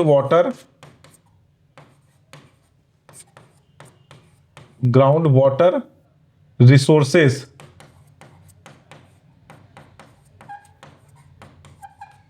of India report 2025, ठीक है, ये रिपोर्ट आया है। इस रिपोर्ट के मुताबिक यहां पे थोड़ा ध्यान देना, आपको थोड़ा सा जूम करके दिखाता हूं। इस रिपोर्ट के मुताबिक जो जमीन के नीचे का जो भूजल का जो स्तर है वो 48.1% इसका दोहन का स्तर पहुंच चुका है। यानी कि जो हम जमीन के भूमि के नीचे के जो पानी का दोहन करते हैं, पहले था ये 47.32, इससे बढ़ करके ये हो गया है 48.12% हो चुका है। ठीक है, और इस रिपोर्ट में भूजल स्तर के दोहन के मामले में छत्तीसगढ़ जो है 17वां राज्य बन गया है। ठीक है, छत्तीसगढ़ की रैंकिंग क्या है? 17वीं रैंकिंग है। इसमें अलग अलग जो है, देखिए इसमें क्या लिखा है, छत्तीसगढ़ के 13 जिले के 26 ब्लॉक यानी विकास खंड चिंताजनक स्थिति में है, जहां पे क्रिटिकल कंडीशन है। देखिए 146 ब्लॉक में से 26 सुरक्षित नहीं है, 26 ब्लॉक की बात हो रही है। 146 में से 120 ब्लॉक जो है वो सेफ है यानी कि सुरक्षित है। ठीक, जहां पे 82.19% है। 21 जो है वो सेमी क्रिटिकल है यानी कि मीडियम लेवल पे जो है ये असुरक्षित है। और 5 ब्लॉक जो है वो क्रिटिकल है जहां पे काफी ज्यादा खतरा है। ठीक, तो 21 और 5 कितना हो गया? 26। 21 सेमी क्रिटिकल, 5 काफी जो है हाई लेवल क्रिटिकल कंडीशन पे है और 120 जो है सेफ कंडीशन में। प्रश्न पूछा जाएगा कि ये जो आपका जो रिपोर्ट आया है, केंद्रीय भूजल का जो रिपोर्ट आया है, dynamic ground water resources of India 2025, इसमें 36 भूजल दोहन के मामले में कितने ब्लॉक सेफ आपके कंडीशन में है? तो वो है 120 ब्लॉक। सेमी क्रिटिकल में 12, सेमी क्रिटिकल में 21 और क्रिटिकल में है आपका टोटल 5 ब्लॉक। इसमें बस आपको इतना ही याद करना है, इसके अलावा कोई भी इंपॉर्टेंट इसमें नहीं है। बाकी सेमी क्रिटिकल में ब्लॉक के नाम भी दिए गए हैं लेकिन उतना याद कर पाना पॉसिबल नहीं होता। ठीक, नेक्स्ट देखिए। अच्छा, इसमें एक और आया है कि रिपोर्ट के मुताबिक मानसून के समय सबसे अधिक 8.62% भूजल आपका रिचार्ज होता है। हम दोहन तो करते हैं लेकिन उस दोहन के मुकाबले कहां 48% दोहन हो रहा है और मात्र 8.62% जो है रिचार्ज हो रहा है, यानी कि भूमि के अंदर वर्षा का जल जाता है। और एक फैक्ट और है कि सर्वाधिक दोहन कहां हो रहा है? छत्तीसगढ़ में सबसे ज्यादा भूजल का दोहन सिंचाई में होता है। सिंचाई में भूजल का 5.35% हिस्सा उपयोग होता है। ये आपका है। फ्लोराइड प्रभावित 20 ब्लॉक है जहां पे जहां के पानी में फ्लोराइड मिला हुआ है। तो ये कुछ बेसिक रिपोर्ट है जिसमें से आपको जो जो याद रखना वो तो मैंने बता दिया कि छत्तीसगढ़ 17वां राज्य है, 21 सेमी क्रिटिकल है, 5 जो है वो आपकी क्रिटिकल है और 120 सेफ ब्लॉक है। ठीक, नेक्स्ट देखिए। नेक्स्ट है विविध। एक है आपका बिनगंगा जलाशय। एक आर्टिकल आया था, उस आर्टिकल में इस जलाशय का नाम देखने के लिए मिला। बिनगंगा जलाशय कहां पर है पूछा जाए तो बिनगंगा जलाशय कबीरधाम जिले में है। संविधान निर्माण में छत्तीसगढ़ का योगदान, ये क्या है? एक पुस्तक है। इस पुस्तक के लेखक कौन है? जागेश्वर प्रसाद। ये दोनों के दोनों आपको करंट अफेयर की बुक में मिल जाएगा। नेक्स्ट, ये इंपॉर्टेंट है। अमृत मिशन उपयोजना 2.0 के अंतर्गत 1 लाख से कम आबादी वाले शहरों का मास्टर प्लान होगा। इसके तहत पहले चरण में छत्तीसगढ़ के 3 शहर, कौन कौन से? डोंगरगढ़, कांकेर और महासमुंद को शामिल किया गया है। प्रश्न पूछा जाएगा, अमृत मिशन 2.0 के अंतर्गत जो 1 लाख से कम आबादी वाले शहरों का जो मास्टर प्लान तैयार किया जा रहा है, उसके प्रथम चरण में छत्तीसगढ़ के कुल कितने शहर शामिल है? 3 शहर। कौन कौन से? डोंगरगढ़, महासमुंद और आपका कांकेर। ठीक है, ये अमृत जो मिशन है इसका फुल फॉर्म है अटल नवीनीकरण और शहरी परिवर्तन मिशन, अमृत। ठीक, भारत सरकार की एक प्रमुख योजना है जिसे जून 2015 में लॉन्च किया गया था।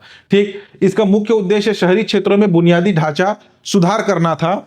अब इसका जो 2.0 है ये लॉन्च किया गया था अक्टूबर 2021 में और इसके पहले चरण में हमारे 3 आपके शामिल है शहर, डोंगरगढ़, कांकेर और महासमुंद। ठीक, छत्तीसगढ़ सरकार ने नवा रायपुर अटल नगर को नया तहसील का दर्जा दे दिया है। रायपुर जिले का नया अटल नगर नया रायपुर नया तहसील बना है, जिसकी अधिसूचना 19 दिसंबर 2025 को जारी की गई। इस नए तहसील में रायपुर, मंदिर हौसत, गोबरा, नवापारा, अभनपुर तहसीलों के लगभग 39 गांव है। यानी कि रायपुर में टोटल तहसील कितने हो गए? 5। कौन कौन से? रायपुर, मंदिर हौसत, गोबरा, नवापारा, अभनपुर और नवा रायपुर अटल नगर। ये 5 तहसील अब हो चुके हैं।